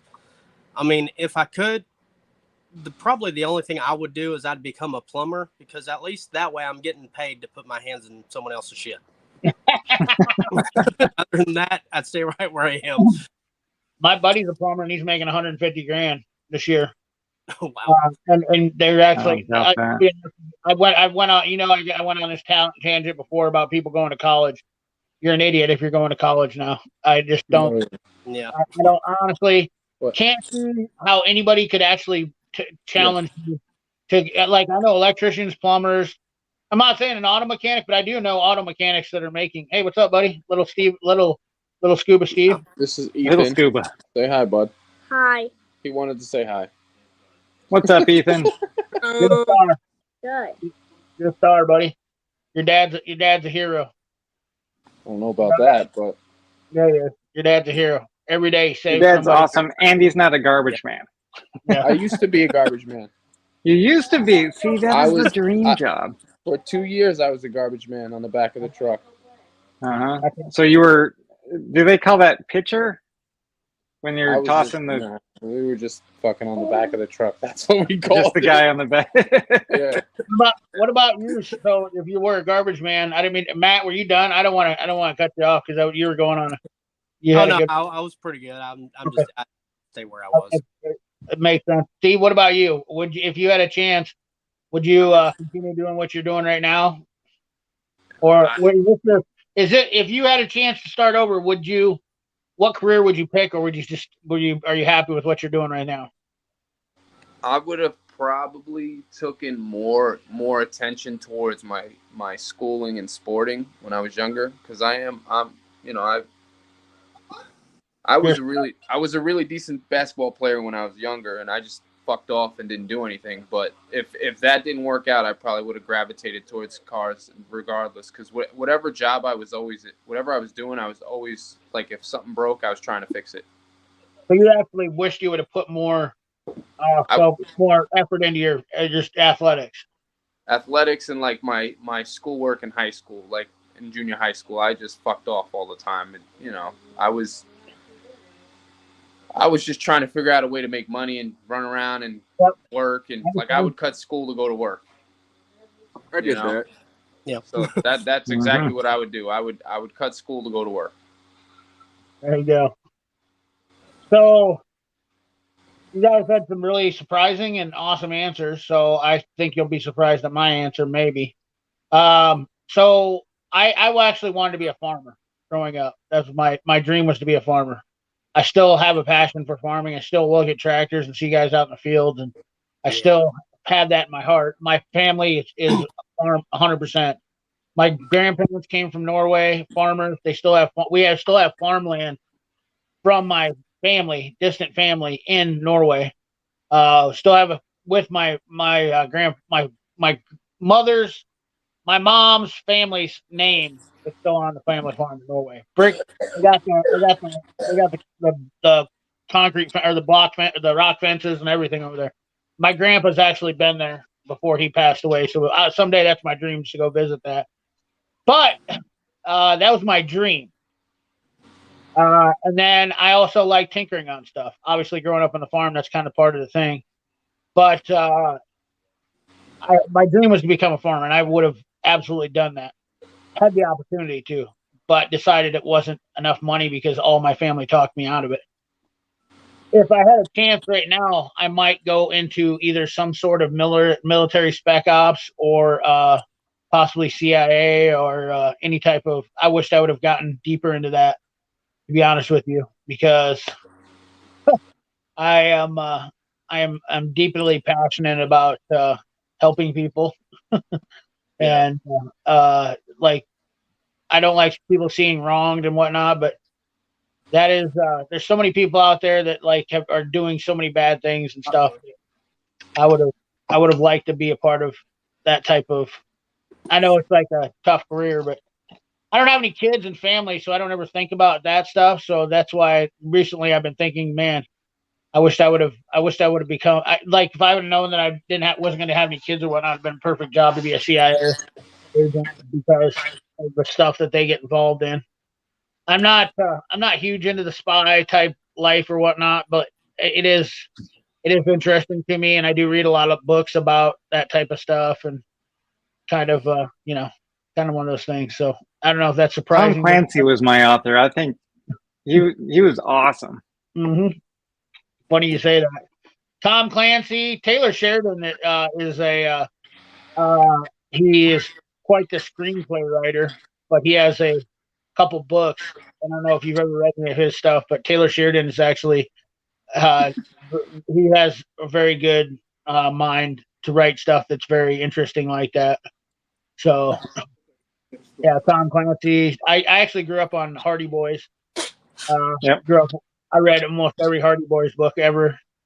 I was just big into that stuff. And I'm really good at solving problems, like finding people. I did a little bit of loss for prevention, and I found a couple of people that were stealing when I was younger. When I worked at a grocery store, I caught some people that were doing that. I've been really good at always catching people doing stuff that finding out those things or whatnot. So yeah. The CIA helps themselves. Well, kind of. They don't have to answer to many people. That's my truck's up. Oh, for next door. Daniel been in the morning. Probably fucking took him. We're 2-man garbage. So, anyways, yeah, never too late to take up a dream. Well, that's probably a little bit too late for me to take up that dream. Yeah, they recruit guys right out of college. Yeah.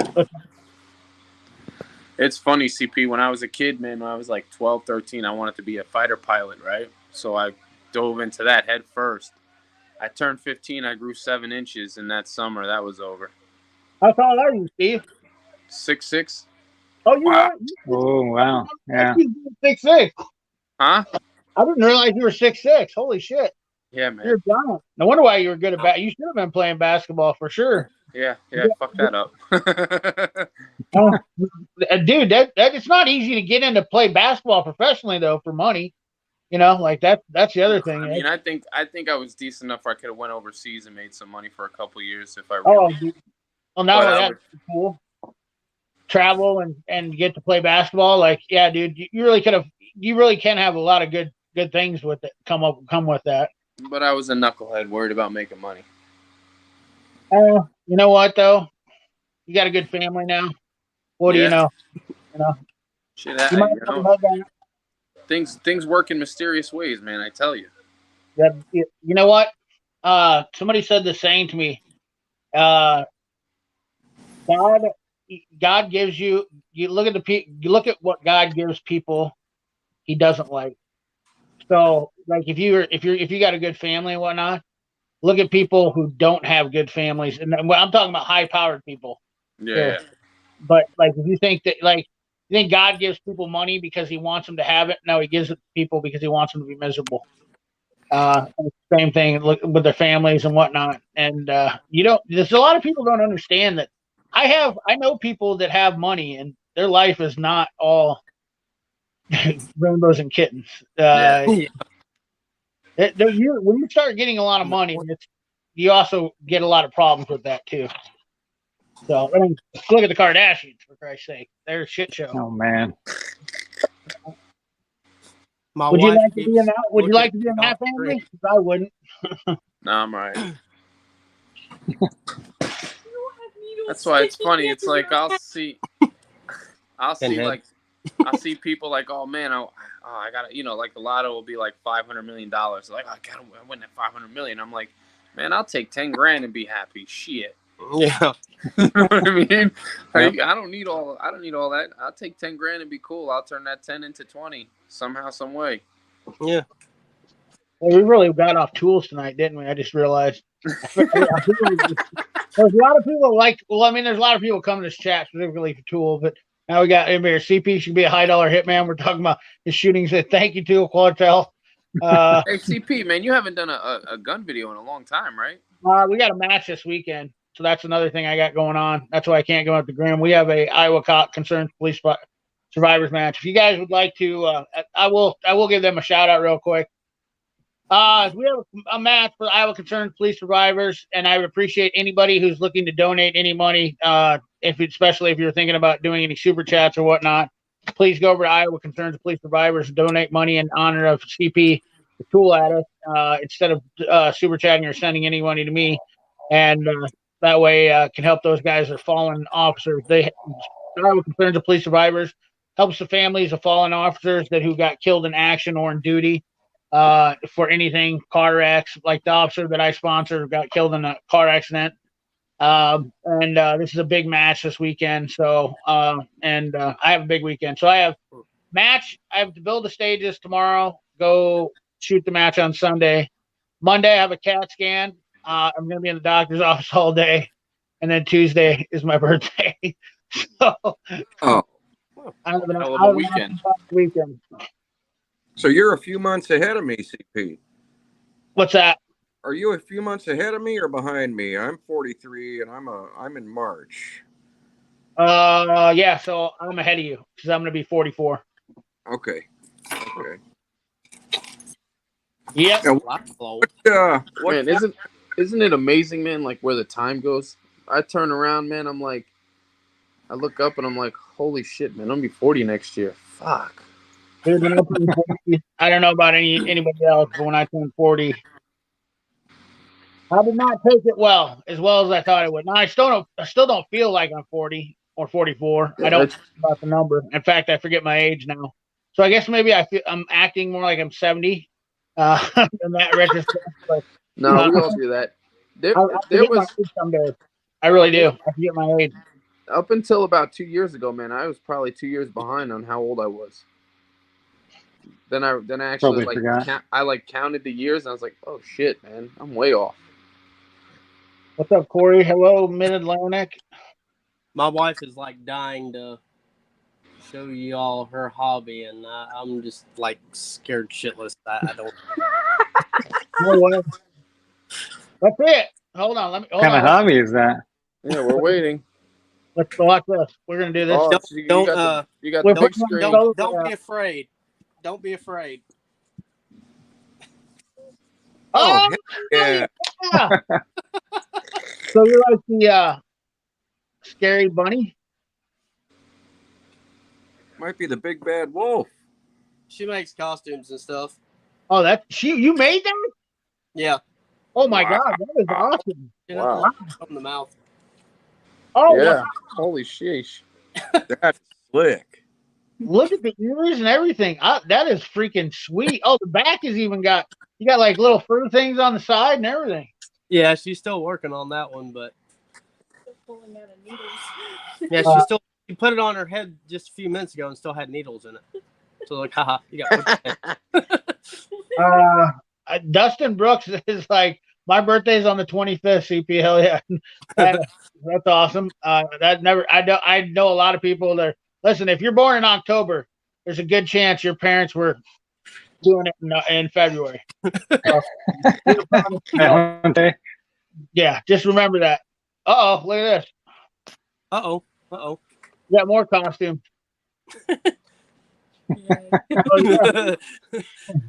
Are you the big bad wolf? No. My wife and I just took a vacation to Alaska. Oh, no kidding. This is what we got on the boat. No way. Yeah. Does that one got the floppy ears where you squeeze the? Yeah. The mitt. Oh, okay. It's got the mitt. Yeah. Yeah, we were on a walking tour going through Skagway, and I put that sumbitch on. It was cold. It was raining. Dude, that's like a dream come true to go to Alaska. I want to go to Alaska someday. I just been watching. Huh? It's beautiful. Beautiful. Trust me, I've watched a lot of videos on it. I'm kind of, in fact, I'm very an outdoorsy person. I love the mountains and everything. Alaska's got it all. Ocean. I mean, like, it's an amazing place. Well, you'd trip. Juneau is the greatest city in the United States, and I'll tell you why. You can't get there on a road. You can only get there by boat or by float plane. Yeah, that's so actually I was just watching Mav. Do you watch Mav ever? Mm-mm. So he's a big channel. He just went to Alaska, and I've been watching his series. I don't know why he didn't come out with one today. Normally he comes out with them on Friday. I'm disappointed, but he took a road trip. He took the Alaskan Highway, or what is it? Donner? No. What's the highway? The ice road. He took the ice road, Truckers Road. Dalton Highway, all the way to Alaska. Or no, wait, excuse me. Yeah, to Alaska. He went to Juneau. He stopped and flew to Juneau to meet his family, and they did a deal there in Juneau. And then he went back to his truck, and he's driving up to the northern part of Alaska with his truck on the Dalton Highway. It's absolutely like this is he's doing. I think it's 7,000 miles. No, is it? Might have been 7,000 miles. He lives in Duluth, Minnesota. So he drove from Duluth, Minnesota, and he's driving to Alaska. Mav is an awesome kid. He's like 24 years old. He's not like the typical kid. This kid's got he's got a 2011 Ford pickup, and he camps out of the back of it and goes all over. He drove to Mexico through the states, drove to Mexico, and did that all by camping. I got hooked on him. I didn't even know about him. I got hooked on him, and now I'm a huge fan. And it's just awesome content to watch. If you like camping and like scenic stuff and whatnot, and he does a lot of cooking stuff too.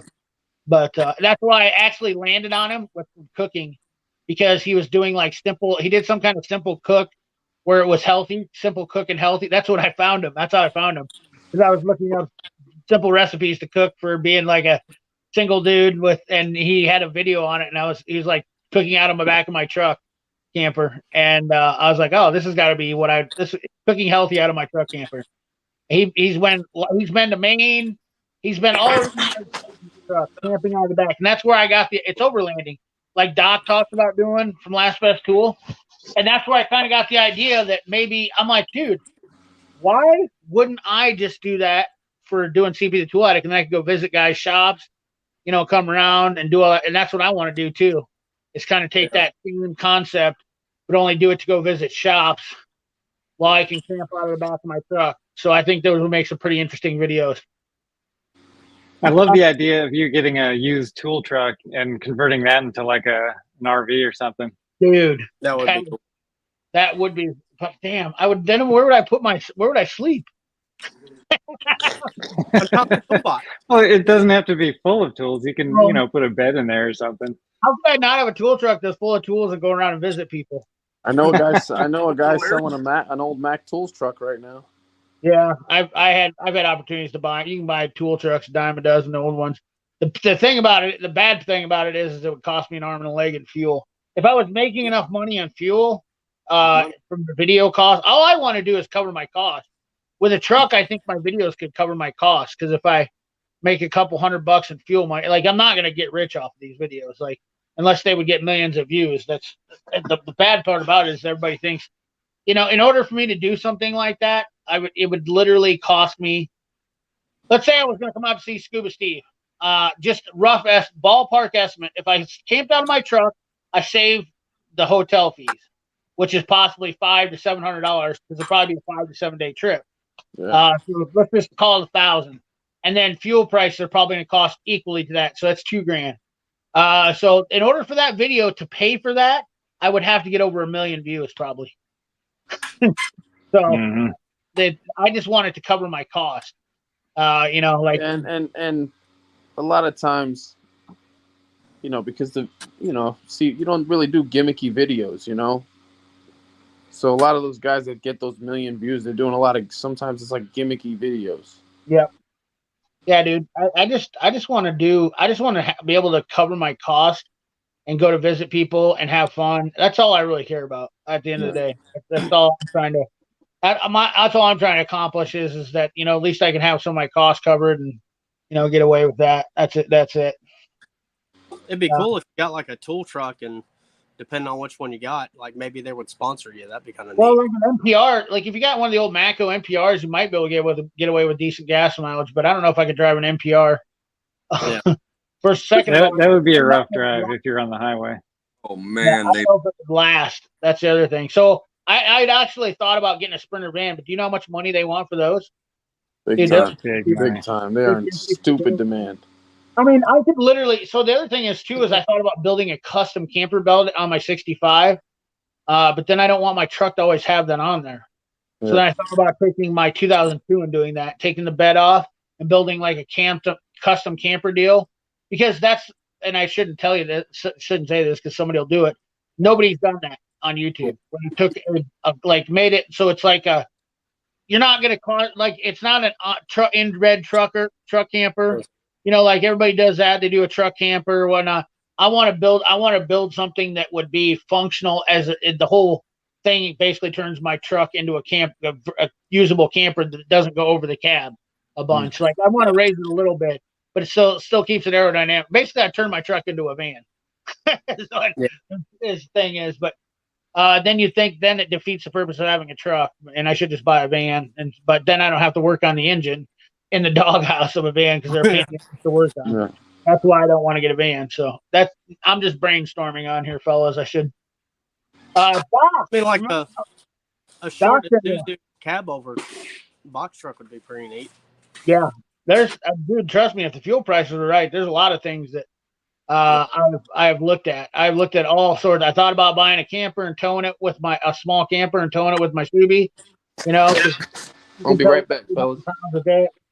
I thought about doing my Subaru. There's so many different. If you look up camping, like overland camping, there's a ton of people doing different things. And the thing is the one biggest cost you got to remember that you can get rid of is staying in hotels. And I'll be honest with you. So I've stayed in a ton of hotels. Obviously, shooting matches all over the Midwest, you have to stay in hotels all the time. Yeah. So, what's it cost? I mean, they're a decent hotel is like $150 a night, probably. A cheap hotel is going to be like $100 now. And I can't sleep in a hotel. Period. I suck at sleeping. So if I have my own camper, I sleep like a baby in a camper. Always have, especially if it's my own. I mean, I literally sleep better than I do in my own bed, which it is my own bed, but and you eliminate that cost. Now you can go anywhere, travel with your wife, even if you get something with your kids that you can get something that's decent enough to live in. I mean, dude, you're eliminating $1,000. That gives you so much more opportunity to do things. See, So, my wife and I, we bought a Jayco, what is it, 39 feet, 36 feet, 36 footer, for $1,200, and Wow. it's tandem axles, but I mean, it was nice on the outside. On the inside, it was rough. I mean, it leaked. So we bought it, and we literally gutted everything in it. We put up all new boards, all new walls, and we're still working on it. We've been working on it for about a year and a half now. But just going through, and we're doing it how we want it. And I told her, I said, look, you can have complete control over the camper. The one thing that I'm controlling and I want is I'm going to have a jacuzzi tub in the camper. And we just about a month ago, I went out and bought a jacuzzi tub to put in it. That's freaking awesome. Hey, dude, I redid my camper. I bought a '69 Forester. I think it's the greatest thing ever to redo a camper. It's a lot of work. People don't understand. I think it's a lot of work. I think it's worse than redoing a car because you're basically putting something together that was built with bubble gums and duct tape. And they do it as cheap as possible. But yeah, it's been a hell of a project. Oh, like the outlet socket that was magically found in the ceiling. Yeah, when we tore apart, we gutted the ceiling out of it, and up under the ceiling, like the ceiling panels, there was a plug-in outlet. Didn't go to nothing, but it was just hiding up under there, and I was like, what the hell? So, yeah. Was it hot? Yeah. Oh, man. Yeah, that's even scarier. And it had a cover on it and everything, but it was like, what the hell was this for? Why was it up there? And the only thing I could think is maybe they ran out of like a gang box, so they use a receptacle. Maybe. Yeah. It's like, oh, that'll work. Yeah, sure. Okay. No. Or maybe you don't want to know what they were doing in the trailer before you bought it. Yeah, or that. They could have had a swing in yeah, some sort of. Could have been kind of option that wasn't checked, and they all came with that receptacle. Yeah, that's true. Yeah, I like that option better. Well, they configure them all kinds of different ways. So, they're place to plug in a lamp or, even an air conditioner or something. Yeah. Mm-hmm. We didn't know it was up there until you took the ceiling down. Yeah. Remember when I checked in with your live stream? I said, yeah, dude, Doc got to go to Alaska. I mean, pull that up there. Sorry, I didn't mean to go backtrack a little bit. I know we got off topic. See you later, Cool Tool Cartel. Glad retired. They fired. Oh, wow. That's cool. Damn. Oh, wow, dude. That's awesome. Damn, Chaka. I'd love to see that. Oh, wow. That's cool. That's freaking cool. That's a big project, but that's a really cool project to do there. That's I'm almost thinking about building over that. Dude, I mean, it makes the most sense. There's so many good campgrounds. You have opportunities to shower. So there's so many more amenities than there used to be. When I was growing up as a kid, and I know we're getting off the subject of talking tools. We're kind of having a random chat tonight, guys. Let the dog in. Yeah. There's no sense of fighting at this point. You know what I mean? Like, we're having a random chat tonight. But anyways, there's so many more campgrounds. Here in Iowa, I know that when you go up in northeastern Iowa anymore, the campgrounds are so nice and they're so beautiful. They have like old quarries, rock quarries with beautiful lakes in them, and they're by rivers, and you have trout streams, and just tons of great places. And the shower amenities are fantastic, electric, full hookup. Like you can't go wrong. And not only that, you know what? I've met so many more good people out camping in my life than I ever have a hotel. I mean, you usually run into somebody at a hotel at Continental Breakfast or breakfast in the morning, and That's it. When you're camping, you end up having somebody by the campfire and you have a good conversation, meet some cool people.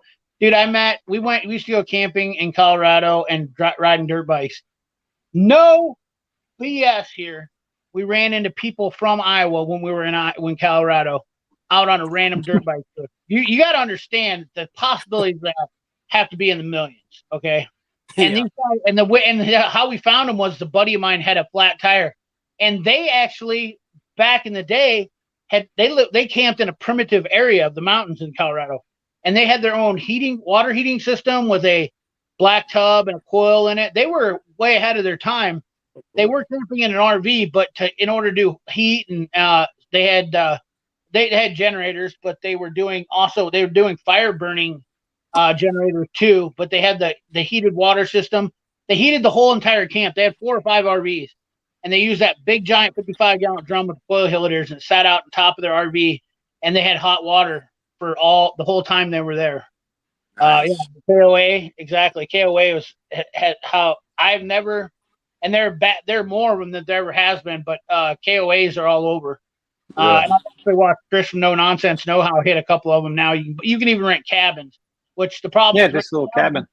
Yeah, the problem is with cabins, though, once again, the cost of going to a cabin is much more money. You're talking about $15-20 to camp at a campsite at night. Sometimes you can even pull into a parking lot, a Walmart parking lot, and stealth camp and make it and not cost yourself a dime. That's the beauty of this overland camping. And not only that, I can spend more money on doing things like going on a fishing expedition or maybe taking a boat ride or, it's just touchdown. It allows you to do more things. A lot of times that I've been inhibited by something when I go somewhere because I've spent too much money on housing where I'm at versus how much money I could be spending on doing fun things. Yeah. Yeah. But finding the time to do it, though. I mean, we saddle ourselves with so many different things, so many bills. Yeah. And, it's hard for me to get the time to take off to go and do that now. Yeah. When you start strapping yourself up, I'll be honest with you, Peter. So I have actually been leaning out my debt because I've been preparing for this.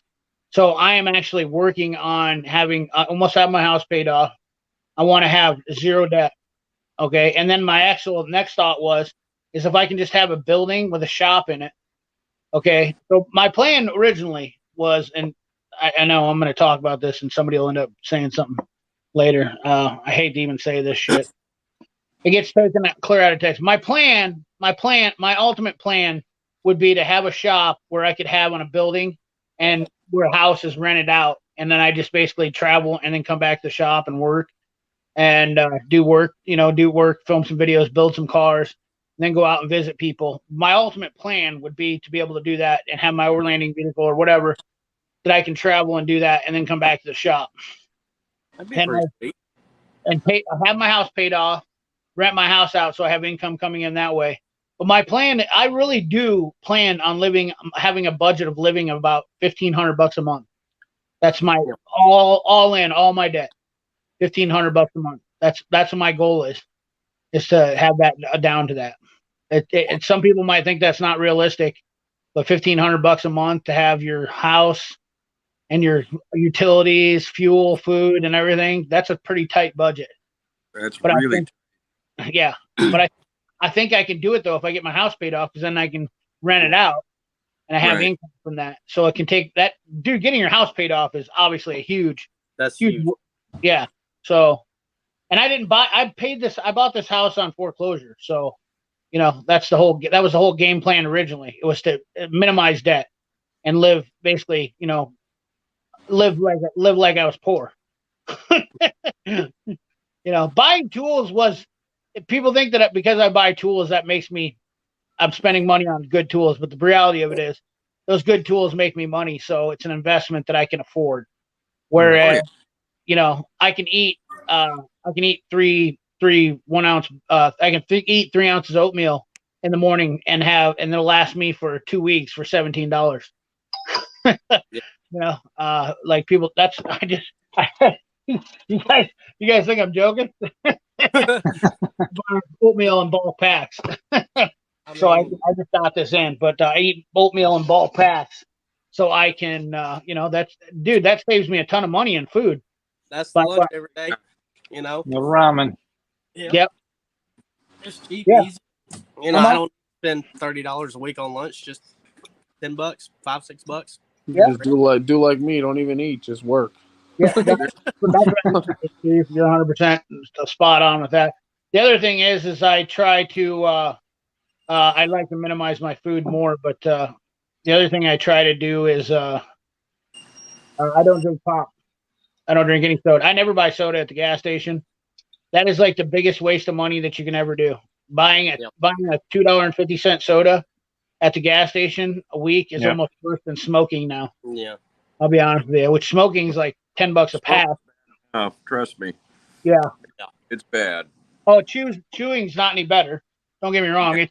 But it's $6 a can versus $10 a pack. They really get you for smoking now. Is that for Coke?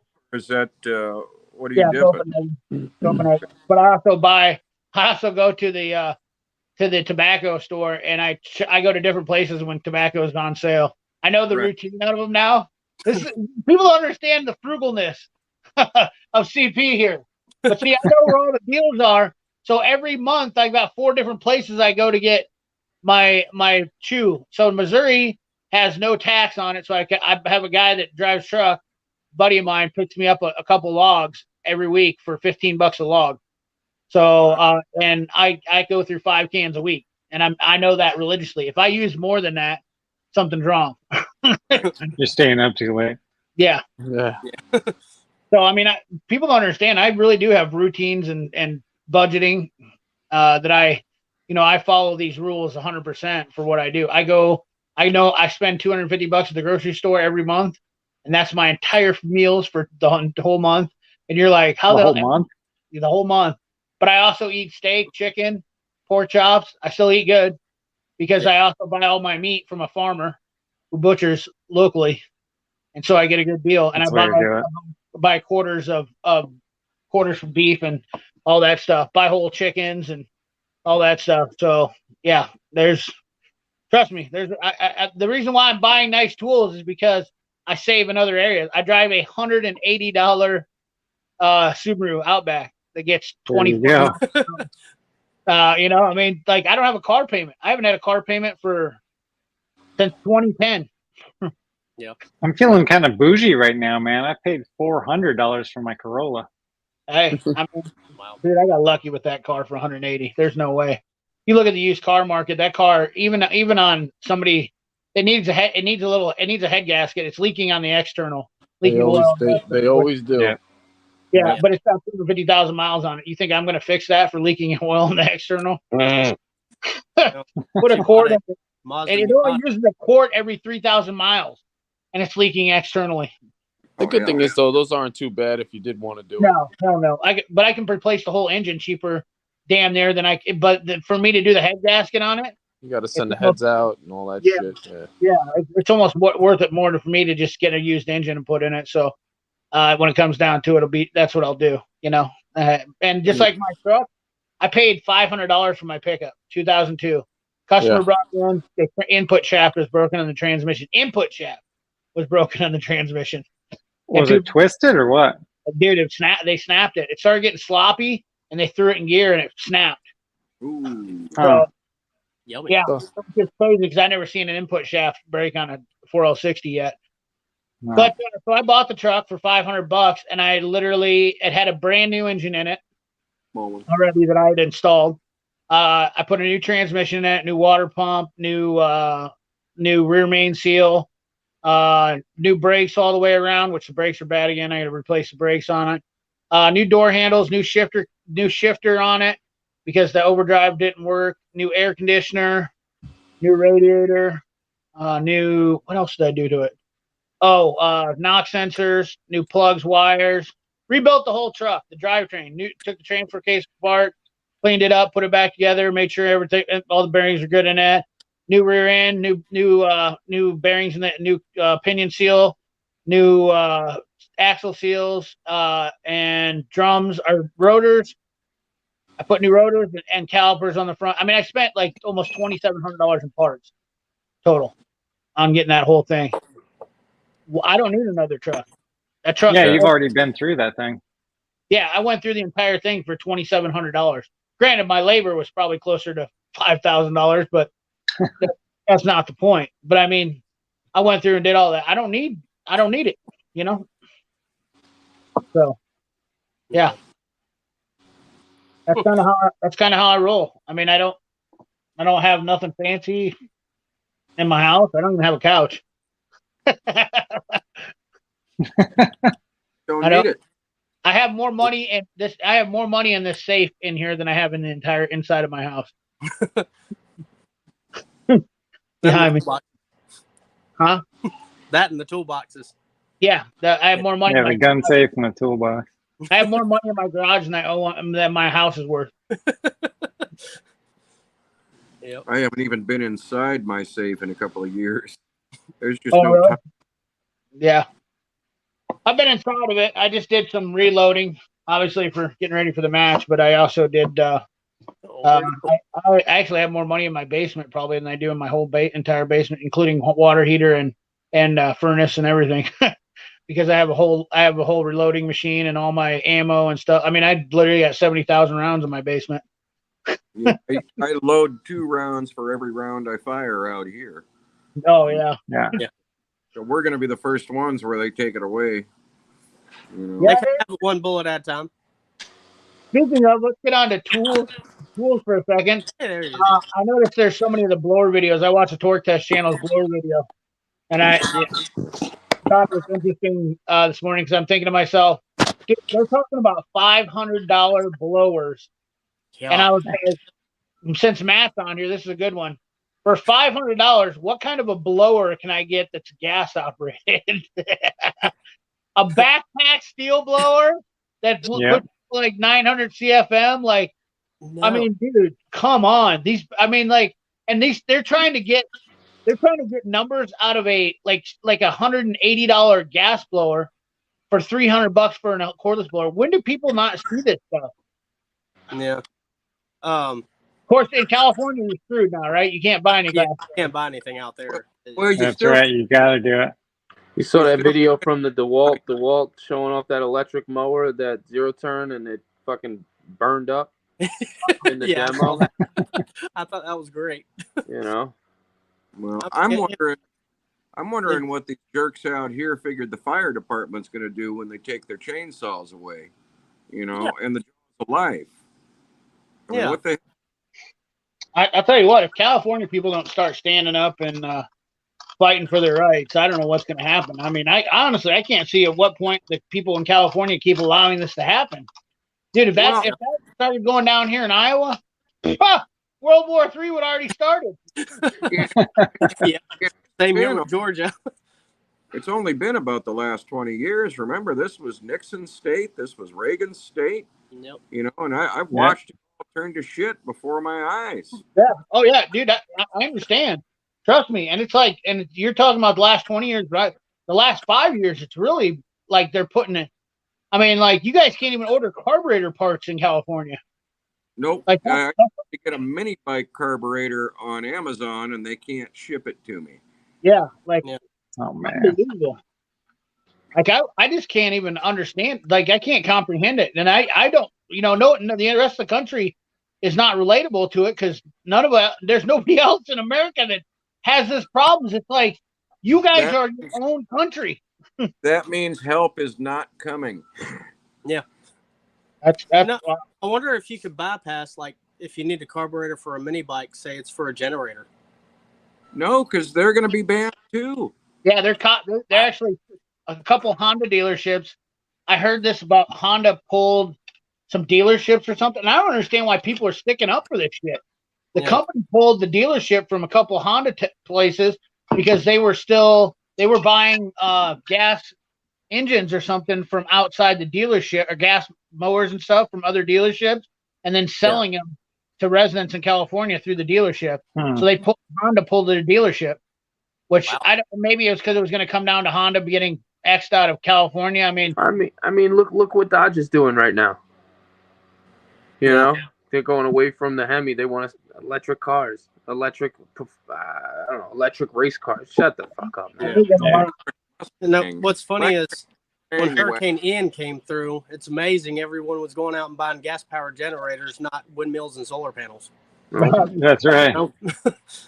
Kind of I mean, people talk about the combustible engine leaving, but I got to tell you, it ain't going anywhere. Like there's, you just look at it. There's those things. The blower. That was one of those things when I looked at the blower. I enjoyed his video, and I'm not knocking on him, but the video was great. But then I was thinking, my mind, while I'm watching this video, I'm like, dude, I can go buy a steel BG55 for $180, brand new, two-stroke, and it will last me a half hour or an hour blowing leaves. And like, and then they're like talking about the noise, like that. It just doesn't, you know what? Put earmuffs on. My neighbor was out here blowing grass the other day next to my house. And I go, damn it. I was like, I wish he'd shut up. And I was thinking to myself, wait a sec. Don't start thinking like that. Because then that's how this all started, was because somebody was doing the noise pollution thing. So look, I got a small yard. So I grabbed one of that little Milwaukee handheld. Yeah. And it came with this battery. You know how much it takes to make these fucking batteries? Oh yeah. Yeah. The lithium is crazy. It's bad. How much the environment impact is from making the bat? All they're doing is just moving the impact. That's it. Well, the mine it is run off of diesel or gasoline. Yeah. We're still gonna have the same.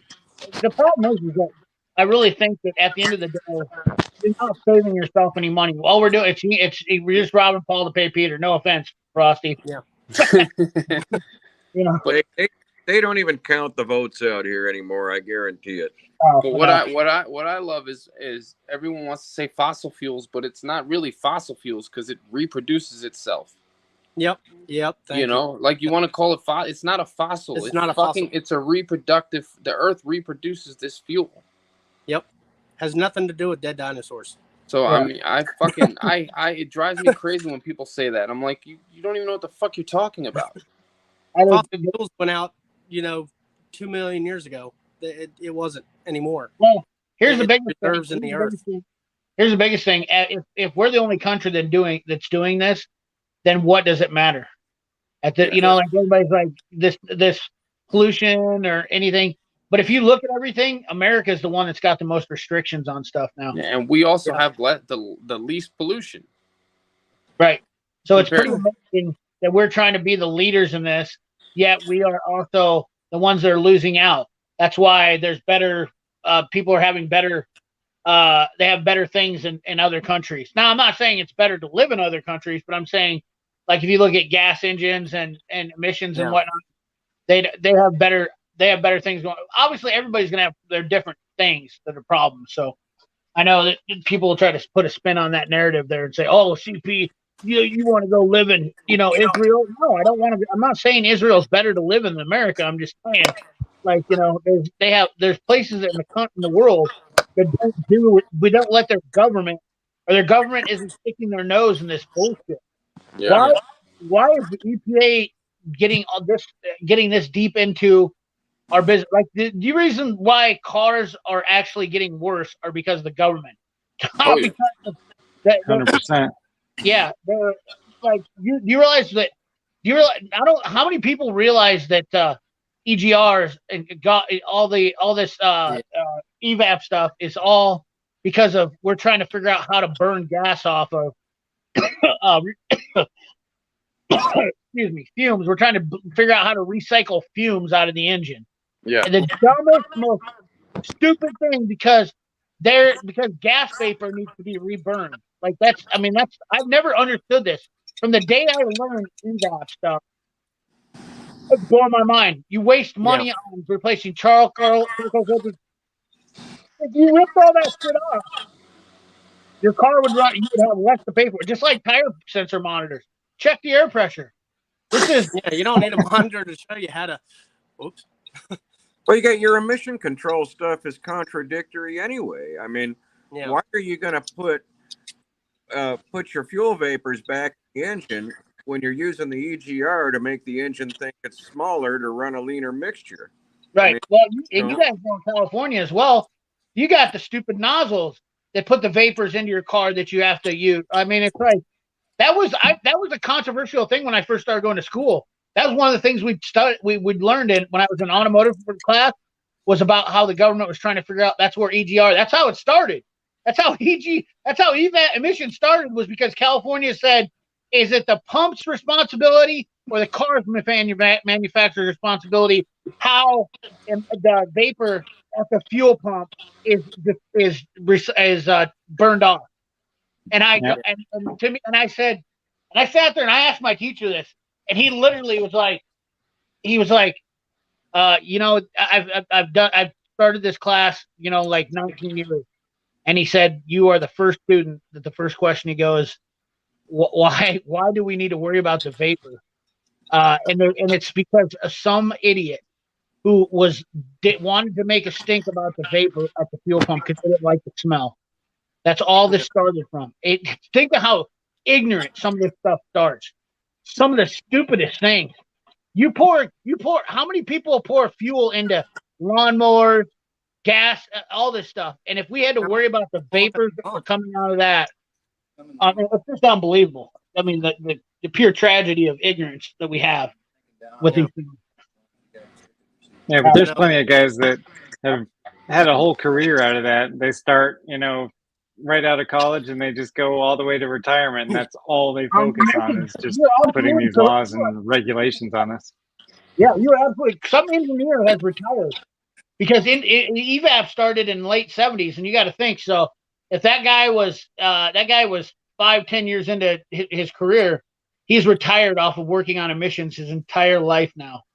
Yep. And it's absolutely a job that was not necessary. Yep. So.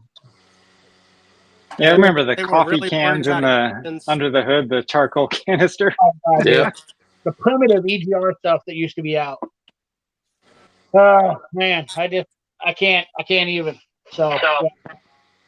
All right, fellas, I'm gonna call it a night. Yeah, we're getting ready to wrap it up here. All right, Steve. Henry's getting restless now. It was good chatting with everybody. Yeah, you guys have a good night, good weekend. CP, enjoy your birthday. Don't work too hard. Oh, thank you, Steve. Appreciate it, buddy. Yeah, I'm gonna try not to. Hopefully, try not to work too hard. You got good news instead of bad news for my birthday. There you go. Well, you boys have a good night. All right, buddy. Take care. Good night. Hooah. One down. Feels like the Partridge Family when the squares move around. Yeah. The Brady Bunch. Brady Bunch, yeah. We're going to wrap it up. And Henry said,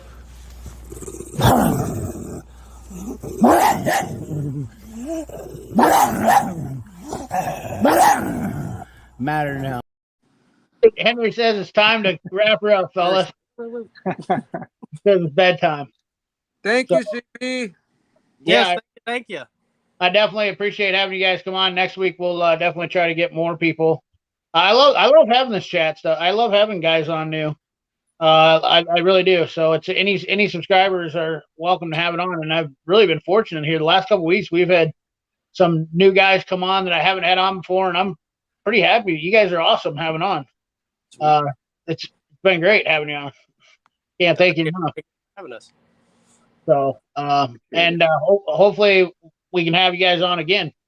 Definitely, all about having you on again. Hopefully I'll be a little more chipper. It's been one of these weeks. I don't feel like I had a lot of energy into this stream tonight, so I just kind of was like willy-nilly and whatnot. But I'm just tired. I got a lot on my mind, a lot of things going on, and so I can't win them all.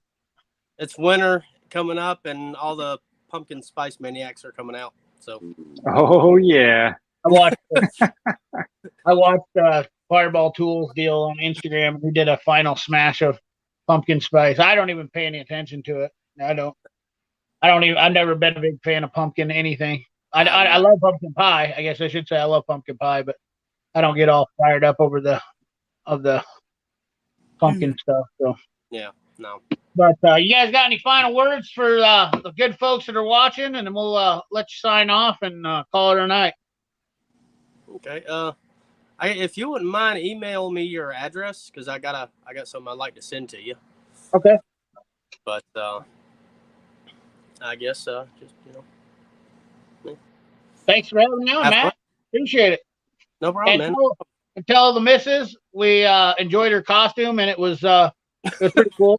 I'm definitely I definitely was shocked that when you said she made that because it was awesome. It was really cool, Yeah. cool costume. So appreciate having you on. Put it on. As soon as she put it on, she had needles stabbing her in the forehead. So I said, "Ha ha." There's some needles in it. Peter, anything you got for you? Well, thanks for having me on, CP. I hope we can do this again. We can talk some tools and maybe show you around the plant a little bit. Absolutely. And I'd like to tell everybody, be good to one another. I mean, there's too many awful things going on in this world right now, and we should all be good to one another. I agree. I'm those are I get really irritated with people anymore. I'm not as nice as I should be sometimes, but I try to be, and I definitely like hearing some. It's good to hear somebody tell you that because you need to hear it more often sometimes. And I get a little bit growly. I'm kind of like an old bear sometimes. We all do. Yeah. We all do. Yep. But we got to give it our best shot. Yep. Steve, I know you got a lot of work going on there in the shop. Yep. And got to pay attention to the family, take care of the people that take care of you. Keep the shiny side up. See you next time. Yeah. And check out Frosty the Iceman on his YouTube channel, Instagram, and Steve Tool Demos, obviously, Instagram and whatnot. Thank those guys for coming by tonight. Thank all you guys for watching. Remember to like, comment, share, subscribe. Remember, ring that bell. Keep your hands dirty and your money clean. Thanks for watching. Peace.